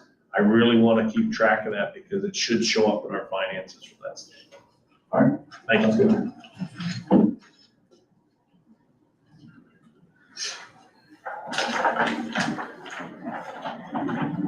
To me, then we move to the agenda number 8, which is the consent agenda. There are 4 items. Is everyone okay with the listing of these in the consent agenda? I move to have the May minutes removed from the consent agenda. The May 8th? Yes, May 8th, 2023. Okay. I'm assuming you may have some modifications. Or... Yes, it's just, there's an inaccuracy. Yep. Let's move on 8.2, 8.3, and 8.4. Does anybody have an issue with 8.2 through 8.4? Then I'd like to hear, ask for a motion for approval of Adam. Mayor, I motion to approve the consent agenda for 8.2, 8.3, and 8.4. Moved by James. I'll second. Paula beat you. Okay, go for it, Paul. Moved by James, second by Paula. Any further comments? Then I call for the vote. All those in favor? Passes 7-0. Let's come back to 8.1. What would you, I'm sure you have some comments that you like. Unintentional inaccuracy, I think, is under citizens' comments. And I would just ask that it be modified under citizen Jay Newberry. Do you want me to get this specific? Sure. Okay. Jay Newberry stated that Candy had donated $7,500 to the animal shelter so far this year, and the duck feeders cost approximately $2,000. He did not say cost approximately $2,000. He said that they had raised approximately $2,000. That's a big difference. Yep. Any concern, any comment? Then I would like to hear a motion for a modified. I motion that we modify as directed by Councilman Ford. 8.1 minutes for May 8th. Yep. Do I hear a second? Second by Paula. All those in favor? Passes 7-0. Committee reports, Parks and Recreation. Okay, this Parks and Recreation, we talked about the Astros event and planned on that. A little bit of extra information about that. We will have 2 Astros players here, Brandon Mackey and Michael Bourne. It will take place in here, so we're gonna have the Astros trophy here for you to take a picture with the orbit, and they'll have the Astros players over there where you can get some signatures. They'll have a spinner that will be downstairs. Chick-fil-A is gonna be selling food. We're gonna have the Jell-O truck giving away complimentary ice cream that is paid for out of the tourism fund. And then also the Marriott is giving away free Kona ice. We're gonna have free popcorn, peanuts, and different prizes and Astros tickets that you can win. So please bring the family. People start lining up around 10 out front here in City Hall, and it stops exactly at 1, so we're gonna probably have to cut off the line at 12:45. If you have any questions about that, please feel free to email me. It's out there on the city Facebook. Then we did set on a regular maintenance schedule, so that's been looking really nice. We still have the new path that's coming soon. I'm not sure, Paul, when exactly is the new path going in? I've got to follow up with them. You gotta follow up Yes, with no them. doubt. Okay, Yeah, because he was I'll out of town. So the other thing is, a lot of people ask about when are the new bleachers gonna be installed? That's gonna be done after the cement is laid for the path, so that way it won't, get ruined while they do that. Same thing with the water fountain out there. There's gonna be a new water fountain with a bottle filler right next to the baseball field. We did have new water fountains installed. Unfortunately, the one in Swan Lagoon got damaged. I hope were they able to get the cranky out. And then so you should be seeing those new water fountains out there. Everybody heard about the gazebo in Howard Ward Park. We also discussed the path there is getting a little overgrown with grass in Howard Ward Park, and there is a plan to go ahead and relay the gravel on that so it looks a little bit better. And they're gonna be working on that budget. That's another thing that we talked about. The street address number painting, Chase is continuing to do that. If you want to get on the list for that, you can email me at michelle.weller@nassaubay.com. We are working with the local Clear Horizon School with their 100 volunteers that are going to help us out with some of the next fall sweep, which is going to be in October. We're planning that right now. We also are starting to get the ramp set up to go into Founders Park and repair that kayak launch that will go in there. We started discussions on a rocket ship splash pad in David Run Park. It's sort of like a big rocket ship, and you press a button and water falls on you. There was a lot of discussion around whether or not hot funds can cover some of this. So that's what we're going to be delving into during the budget season. I would encourage all of you to email me if you're interested in some items. We have, Jim Stowe had asked for a floating dock. I was going to work with him to donate that one to his wife Donna. And if you'd like to see in the park, please feel free to reach out to me. I'll be happy to go through it and discuss it with council during the budget process. Our next meeting is next week, not next week, the week after. And you're at City Hall, 6 o'clock, to come and join us. Thank you. Special events? All right, so thank you to me for special events in this 4th of July, but really it's not, everybody did it. We had a great committee. I see one of them in here that really helped us out. Everybody did such a good job, put a lot of work into it. There's a lot of things going on at the same time, not just with that committee, but also the folks on the fire station were busy. There were stations, a lot of people contribute to make 4th of July in the city a really great event. So thank you for all of that. We're working on updating the veterans list. I know that there were a couple issues with that. So if you have anything that you'd like updated on it, you can send it to me. I'm gonna forward it to Jill Abel. She's maintaining the list right now. But please, it's easier to find because we'd like to get that list right now. There's some issues with that. So please tell us, especially before Veterans Day in November, but we'd like to do it now while it's on people's minds. And if you're interested in joining special events, we're gonna have a meeting probably in a few weeks here. We wanna do a wrap up of 4th of July and make sure we capture all of our lessons learned and start planning some dates for Halloween and Holiday in the Park, especially so we can register or reserve the snow part of the Holiday in the Park that the kids really enjoy. So if you're interested, reach out to me. I'll make sure you know when we have our meeting, and we would love to have you join us, either to join the committee or just even if you wanna volunteer, you're always more than welcome. That's it. I just want to add one thing, because it was mentioned so often that I think people are just, before tonight, which is just how good the fireworks were.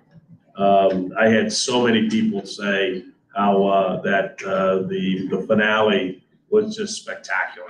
So that really, really went well.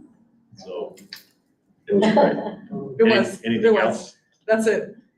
Then I'm going to keep on because we're moving on to old business, which is 10.1, which is the discussion and action on ordinance number 2023-06-12 of the City Council of the City of Nassau Bay, amending the municipal code of Article 6, short-term rentals, sections 11-113, enforcement to update an additional violation, Section 11-105, short-term rental permit, amending subsection 6 and sections 11-117, penalty. This is the final reading.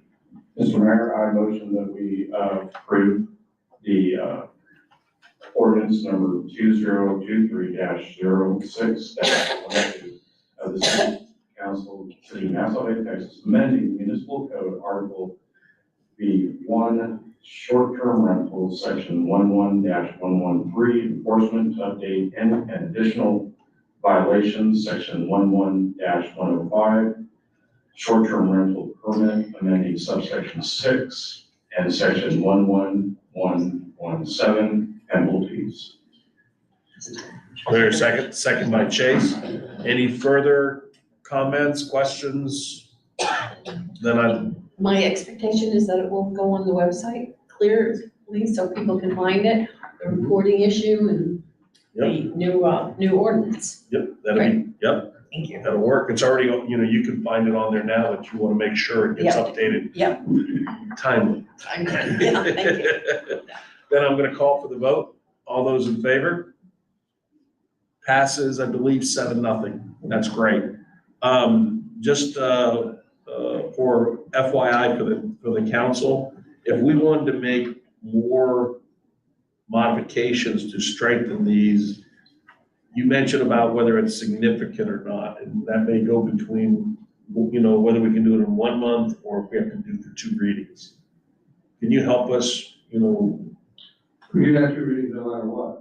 No matter what? Yeah. Okay, so if there are additional things that we learn here, we have to bring to council next month, then it will still take 2 readings. Mr. Mayor, point of order, point 30, if I can, we have a meeting this Thursday, which is a budget meeting, and it is listed as a meeting. So we do have opportunities over the period of time to do a first reading and a second reading, I believe, during those meetings. If we get it together. I think a regular meeting, I'll be there. Actually, I think we've posted already and we're beyond the time for that. Yeah, so anyways, correct. Then I'm moving on to new business. I'm pushing forward because we still have executive session. Discussion, legislative update, Dick. I'm just a little bit premature. There's another seminar coming up on the 20th. I'm gonna go to that about what they've done at the special session. I went to the one earlier, that was the main session, but I think we'll do it all at one time when we have a final determination of exactly how much damage the legislature's done to cities. And there's a question about the fact that there's some things we have to look out for, but let's wait and see what we got. That's my recommendation. Anything else? No. Any other questions or comments? Well, I'll give a brief next meeting. Yep. If I didn't say that's what I meant, next meeting I'll do one. Okay. Then I'm gonna keep moving on. 11.2, discussion update on the code enforcement. Okay, on the first one on Kingston Court, I sent a letter that said, basically, we got two timetables in our contract. One is to complete the interior occupancy work. The other was to complete the full project completion. Neither one of them, that whole lot has been going on.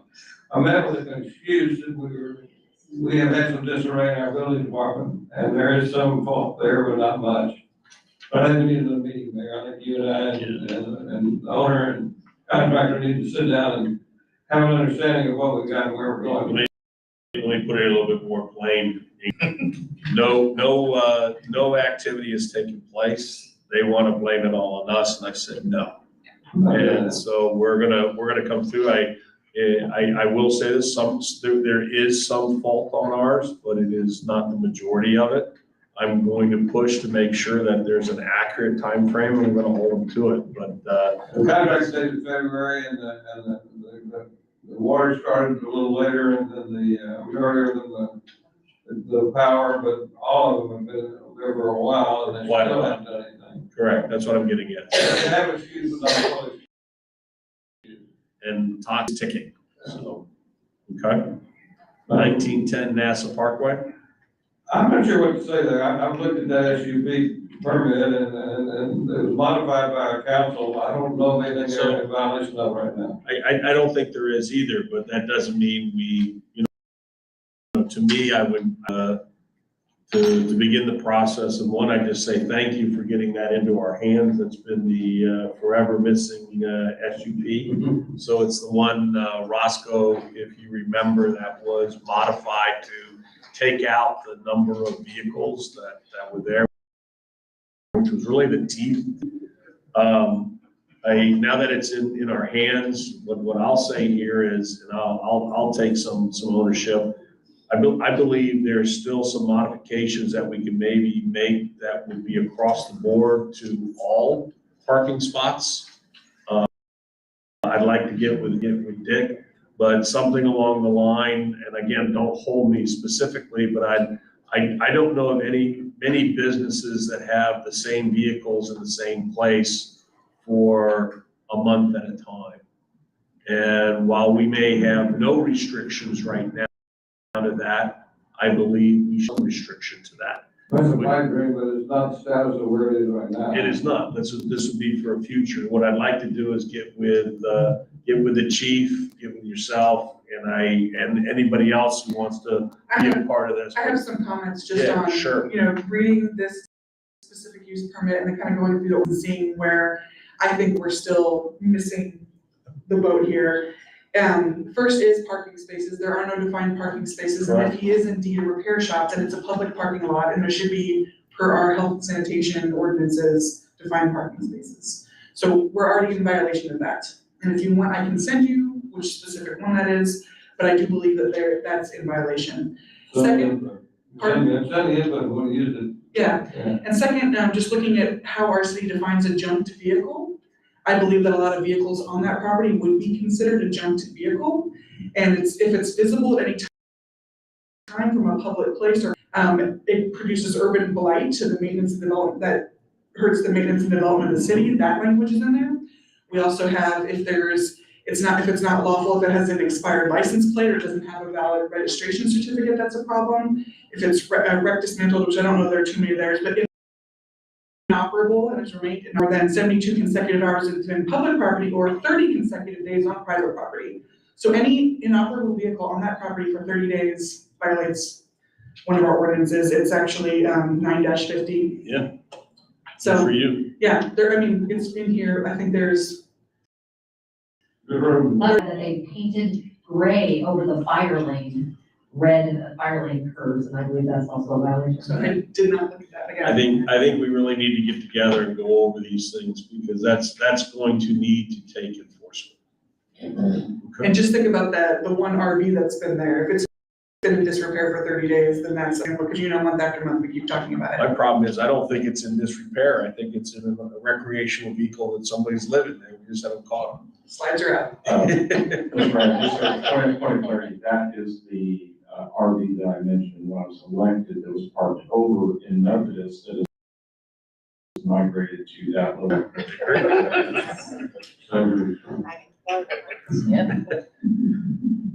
Anything further? Anybody else have any comments here? Nope, I'll forward those on to you guys. Either Chief or Dick, do you have any other comments here? No, I think we've got a game plan. Then short-term rentals. Unfortunately, I guess Chief showed that. So real quickly, to address Councilman Waterwall's question about the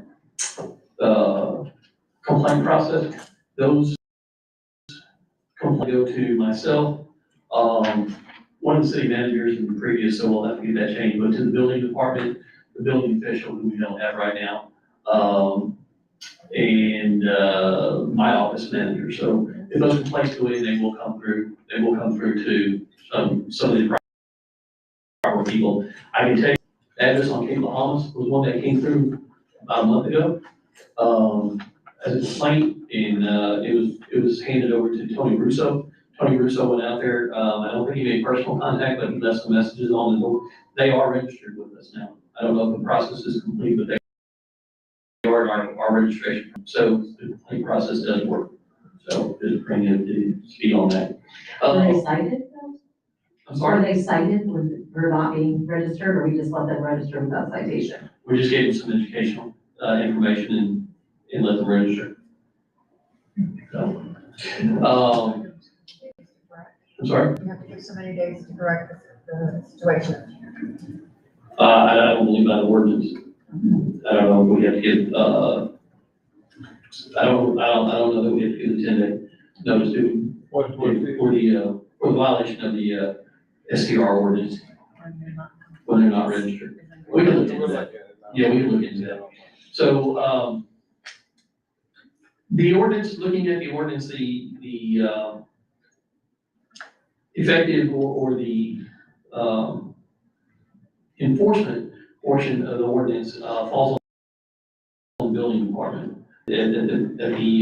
But because of the council's concerns and everything, after the last meeting, we did meet with Mary Abraham, and myself and Brad Stafford sat down with her. She has some good information about she's operating an SDR properly.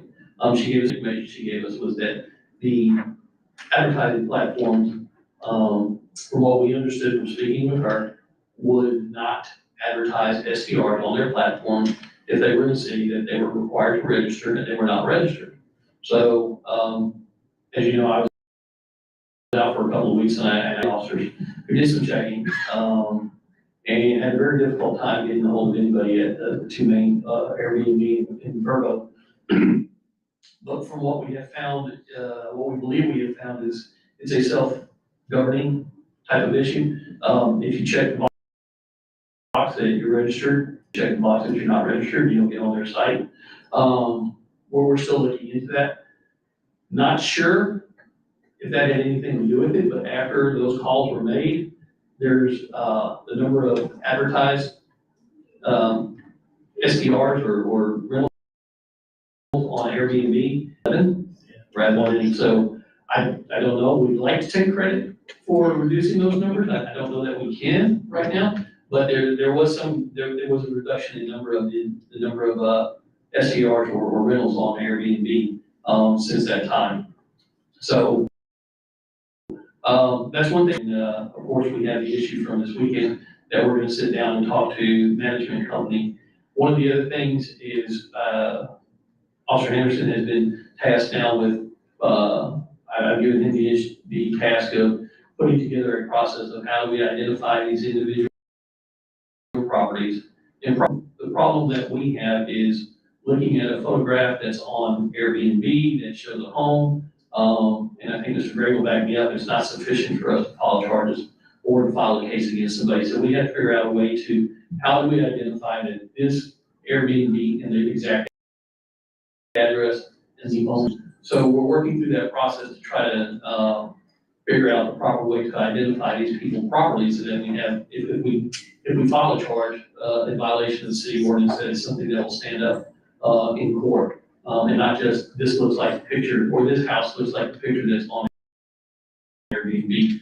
I'm not an Airbnb user, but probably most of you are. You know that if you go to Airbnb, you don't know the exact address until you actually book that room or book that home. And so I think council may have to look at, we may have to look at funding to fund something like that if we have to start booking so that we can actually identify these homes, and then we can go back and we can go through the process of identifying them. So that's one of our roles right now, but we're working through that.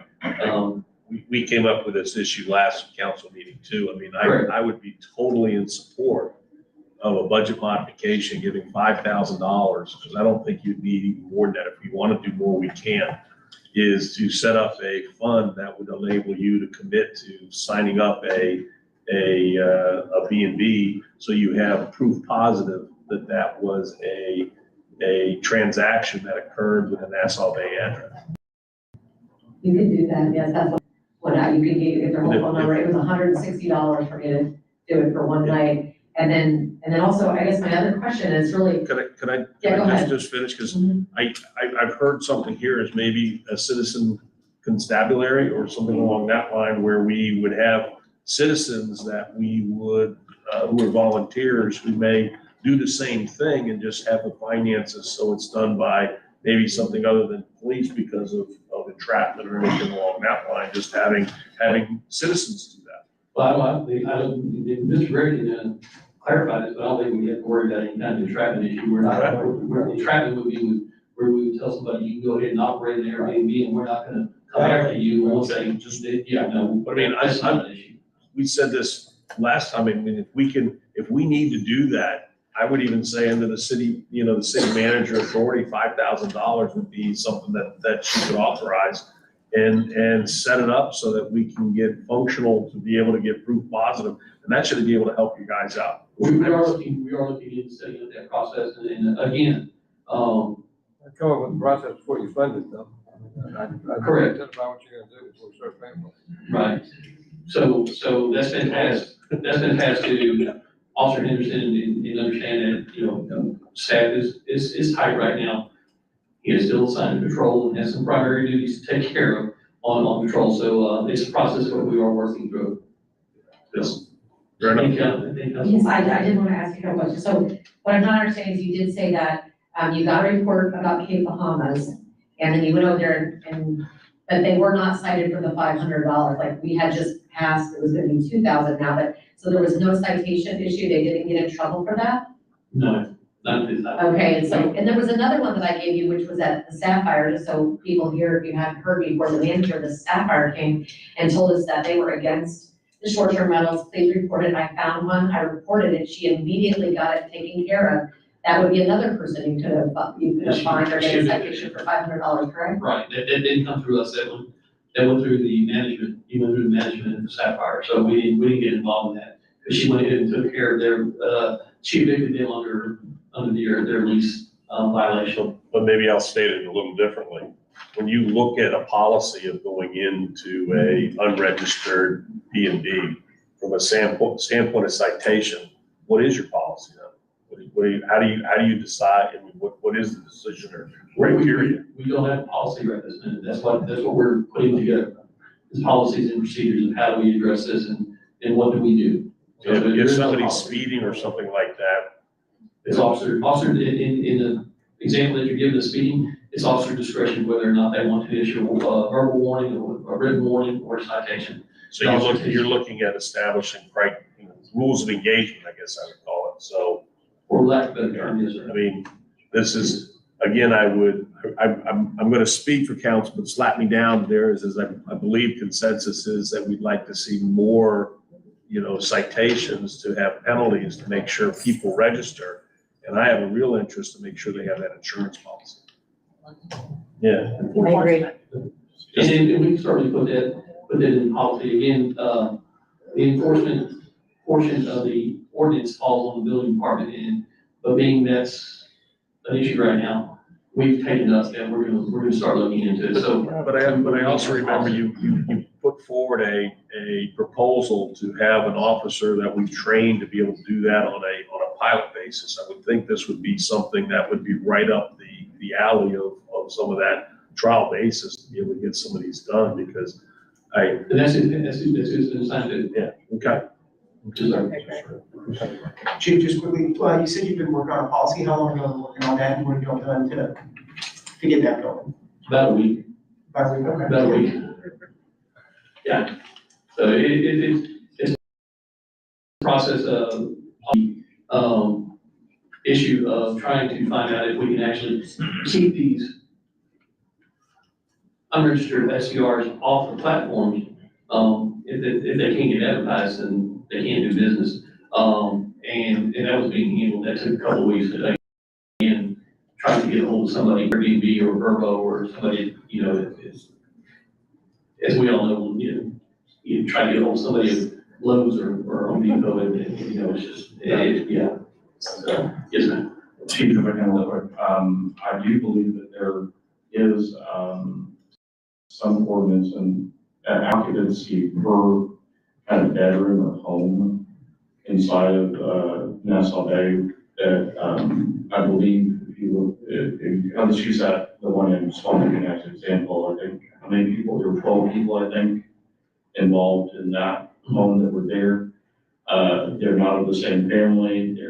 I think that there were some, if I'm correct, I know that at least inside HOA, there's some points that are being voted on in regards to that, but there's an occupancy per bedroom that is. Per bedroom, also, per bathroom. Yeah, exactly. Yeah, that's it. Yeah. One of the things I will, being we are talking, Abrams brought up is, and I don't recall the number, but I do know that she, has concerns about the number of persons per bathroom in the house. She felt that our numbers were a little higher than they should be. So, and that's something that we did have to discuss. Parking plan. So, yeah. It may be that we, I'm sorry, Ms. Waller. No, I accidentally hit the button.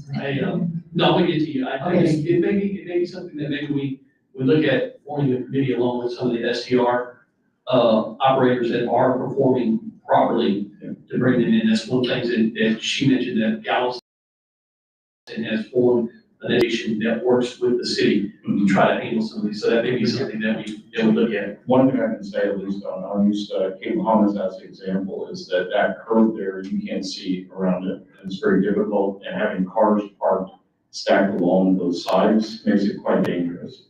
So, the number of cars that are on the street, I think you believe we have ordinance on that. And so there are other vehicles inside of just the STRs that can be utilized. I just have one more question about code enforcement, is that I had several people text me about this abandoned vehicle at 18202 Blanchton. It's been there forever, and the broken windows in the house and things like that. How long, who do we report to? We have a way to report, these, what can citizens do about reporting other kinds of code enforcement violations? They bring it to our attention, send an email, or if you have the information, Go ahead and forward it to you. This is the first, I haven't heard anything about this, so just send me an email and we'll follow up on it. Okay, thank you. Anything else? Anything else? Yeah. That's all. Thanks. Next is 11.3, discussion update on the Texas Municipal League Annual Conference. Honorable Mayor, Honorable Mayor and City Council. Formally invite you to the 111th Texas Municipal League Conference that will be held in Dallas this year. If you've not attended, I highly encourage council to go. It's very informative, educational. and networking with all of the cities of various sizes and populations. So I'd encourage if you please would let me know, planning to attend so I can make reservations. Oops, sorry, I apologize. Make the reservations starting tomorrow morning. So, The dates? yeah, Oh, yes, I apologize. October 4th through the 6th at the Kay Bailey Hutchinson Convention Center in Dallas. If we get more information on the itinerary, I will forward it to City Council. yeah, I'd like to just stand side by side with Zena on this one is, I think we've lost a little bit of the priority on council to participate on TML. And so from that standpoint, I'd really like to see how we can make sure we have at least this covered from council. I'm gonna try to make it. And from that standpoint, I think it's important that we participate, not just internally, but externally. I participated in TML at the legislative debrief or kind of debrief. So I can say it's highly valuable for any individual to go to those events and actually even to the training. So Ms. Tepper, if you wouldn't mind, go ahead and put me down for that. I appreciate it. And I remind that some of you are brand new and some of you, even though just 1 year, this would be highly informative for people. Okay? And Mayor and Council, if you'd like additional information, please contact me. I pretty much have attended everyone since my career started in 1986. So I'll be more than glad to update you on the itinerary and information on the Texas Municipal League. Thank you. Thank you. Anything else here? I'm gonna move on. Update, City of Nassau Bay Employee Handbook. Yeah. Mayor, I'll turn it over to Cheney.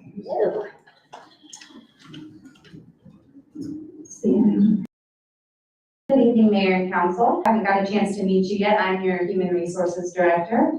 I wish I had a longer update for you. However, I do have good news. So Zena and I met officially last week. I think it was Monday, so right before the 4th of July holiday. And I say officially because we've had an ongoing discussion since she was named in our little compressed schedule going here. To discuss the status of our employee handbook that is a bit outdated. I have been working kind of with a piecemeal type of direction on some of the policies since I started in 2019. However, Zena recommended that we go ahead and push our current handbook as is out to a law firm that specializes in employment law and handbook review. So we did that earlier this week, and I followed up with a few of the policies that I had been working on, and she and I hope to have a follow-up call with this firm, hopefully by the end of the week or next week. And I will continue to provide updates to City Council as they come. And I've been wanting this to happen because we have a new city manager that's going to be coming on. We had a real debacle, I think, in some of our employee handbook and procedures for employee. I'll leave it at that. Bill, use your mic. Oh, usually I don't have to. No, we just have some real policies from employee that from our experience with the last city manager, and we want to really update these things, and that's just an obvious one. And Janie and Zena, I really appreciate you moving forward because I don't want us to ever have to have any ambiguity about decisions that people make and how that impacts the city. Appreciate that. Of course, and just a little more insight. Once we receive the handbook, I believe they will continue to provide updates as legislation changes and things like that, so that way we never fall behind. And then, of course, they will receive the blessing of our city attorneys and then also come to council for acceptance. Perfect. Thank you, Jane. I know I brought this up in the situation with the former city manager that I do a lot of HR consulting, and we have a no romantic relationship policy with your direct report, and generally every company I go to, even as a contractor, I have to sign that. And I brought that up when we were going through that situation, and I was wondering, now we have a new city manager coming on that handbook ready for him to sign, so we won't, have that. That's our hope, yes. And hopefully this handbook will include a fraternization policy. Good. Thank you, appreciate that. And with that, unless there's any other questions, I'm going to move on to the last item, which is the discussion and action, the hiring of a city manager, including process, duties, and responsible contractual issues and other issues associated with the position of the permanent city manager, to include personnel matters, possibly and definitively an executive session pursuant to Texas Government Code 551.074 personnel matters and 551.071 consultation with attorney. It is 9:04 and we are going into executive session. Thank you.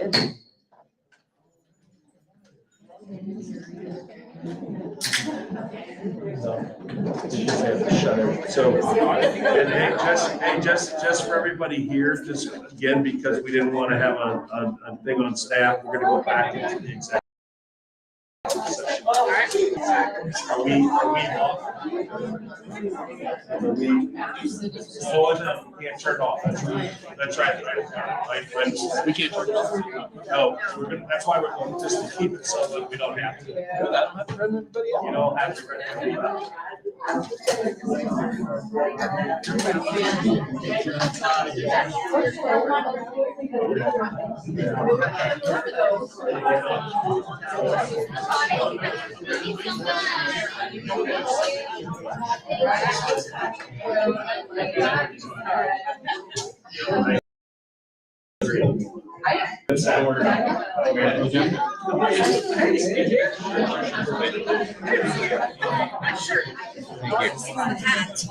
How are you, Councilman? In disguise. That's just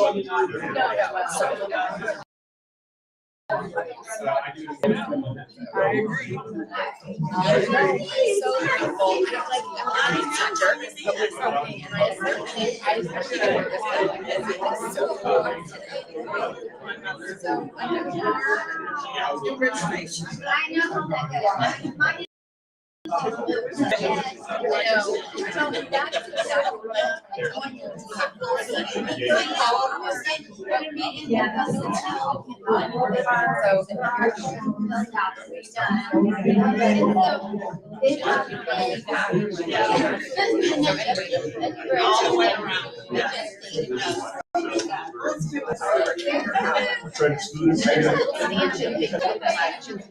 And then there's gonna be the play. Good job.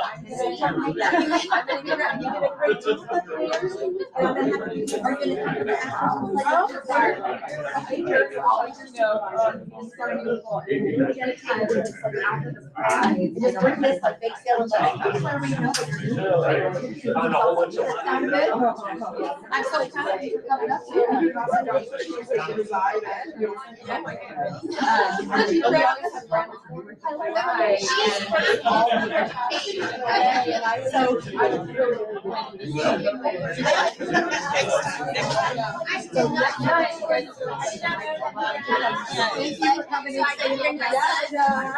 I got so nervous. You always do.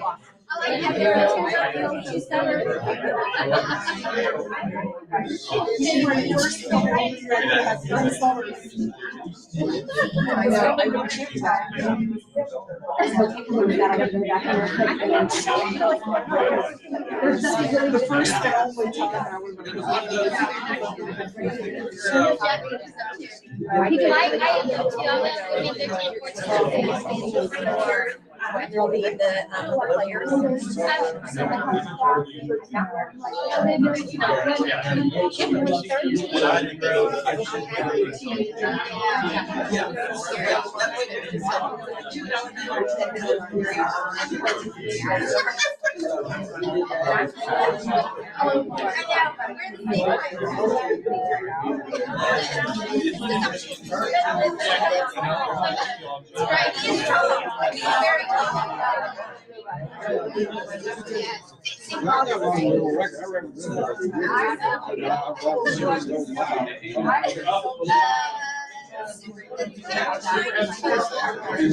I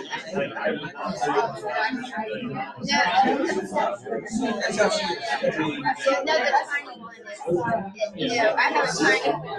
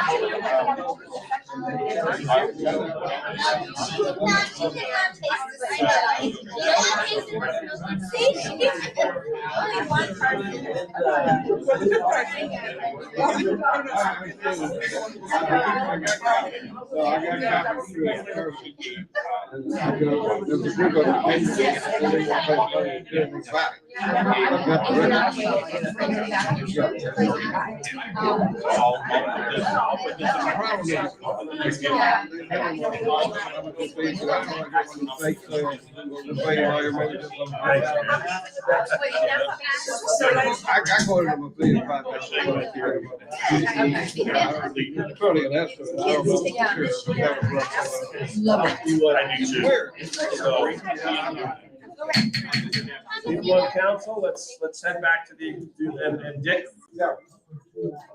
Okay, you gonna be back there, or you know? Oh, I'm I guess you don't.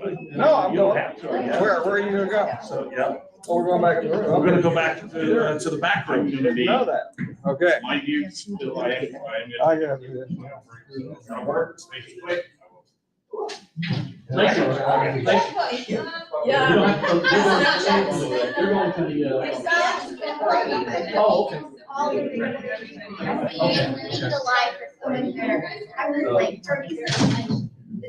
Are they still recording right now? Yeah, apparently they don't want to turn it off and turn it back on. Oh, okay. Yeah, the mayor just wanted to leave it on. I think they do, they go back to their own all the time. I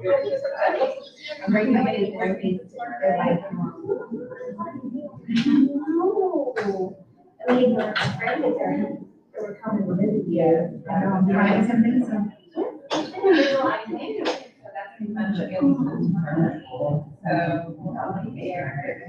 Well, maybe you should put one or two of them in a days. Well, I'm sure about having to stay in the hotel company. You should. There's different things to do. And how old are they? 2.5 and 23. Because I mean, you know, walk around and stuff. That'd be great. Yeah. Well,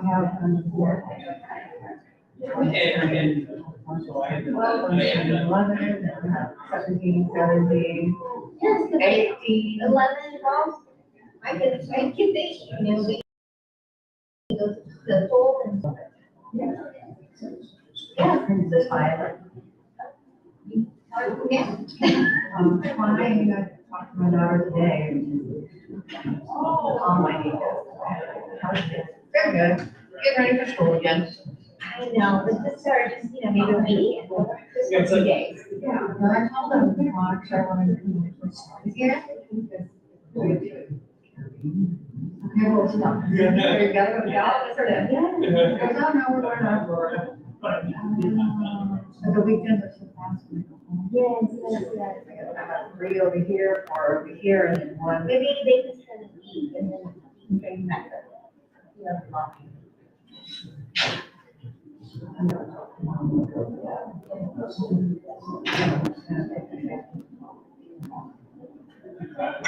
You know, you do have the, you know.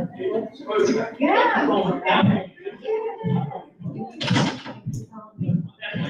Thank you so much. You're gonna be there for bake sale? I might have to leave them. Don't worry.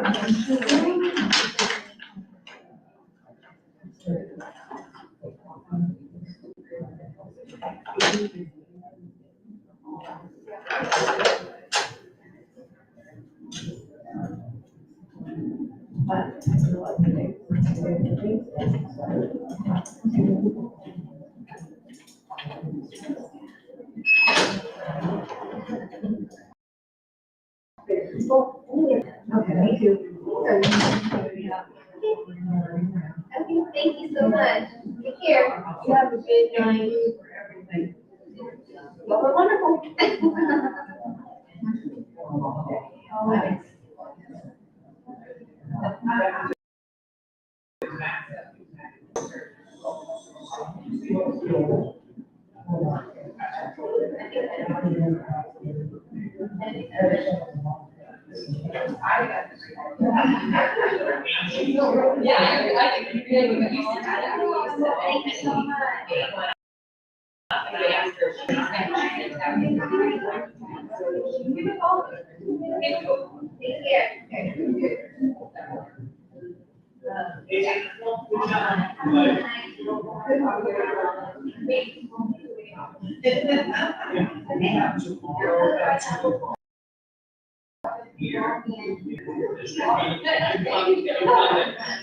Perfect, because that was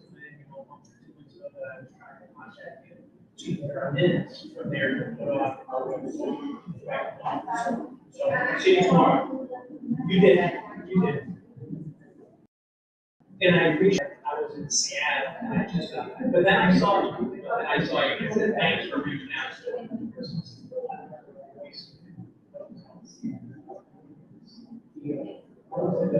And it was like,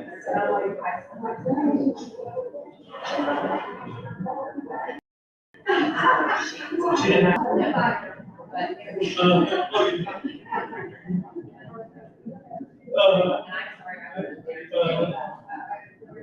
Well, you can tell my house, I got the pitch there, I got the American flag, and then my friend put up the police, I got the police blue ribbon.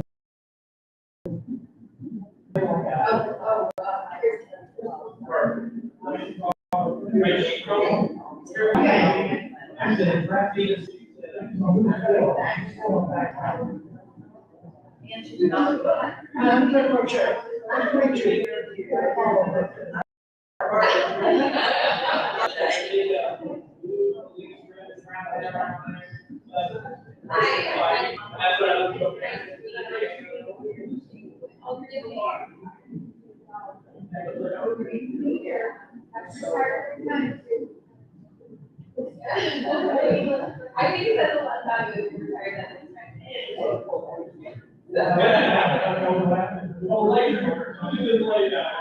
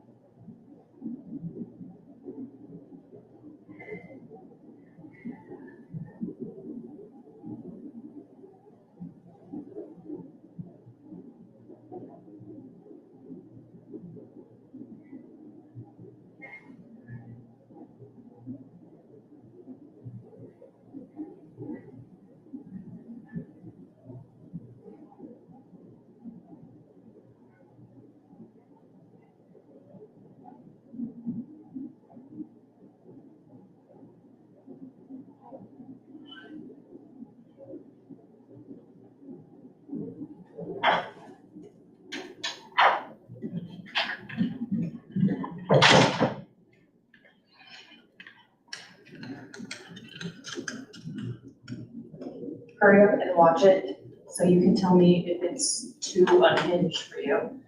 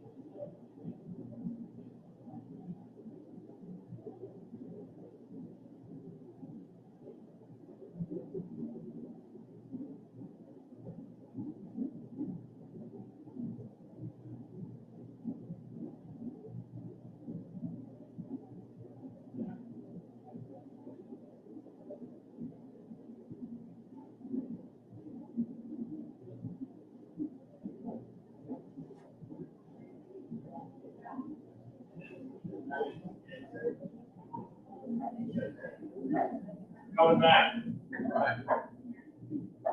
Thank you for waiting for us, all of you. Yeah, they see you.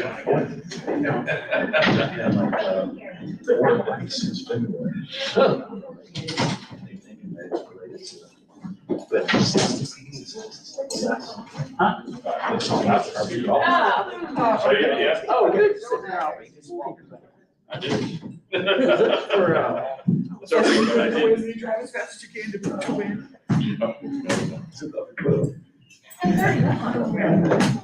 Sorry. Did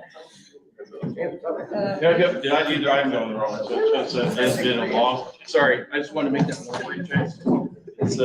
This is the one that appreciates us. Yes. The other ones I signed. So I guess I have to bring us into open session first. So it is 10:22 and we are now out of executive session and back into open session. Do I hear a motion? I would like to make a motion that we allow the mayor to negotiate with Nathan Bird, utilizing the terms and conditions as discussed in executive session. I'll second. Second by Jace. Chase. Sorry about that. Do I, do any other comments, any other things? Then I call for the vote. All those in favor? Passes 7-0. Good enough.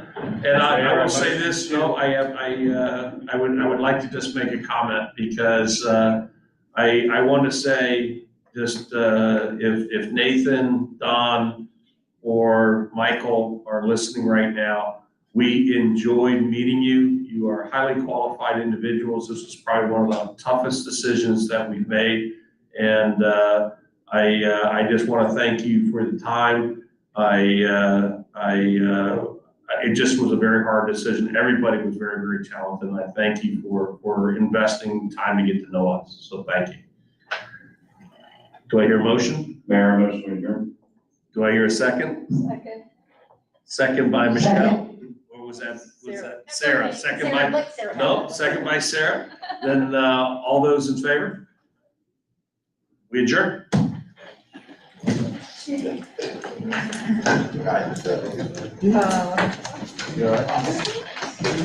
you need me to sign this, don't you? And Lulu doesn't like it. So, yeah.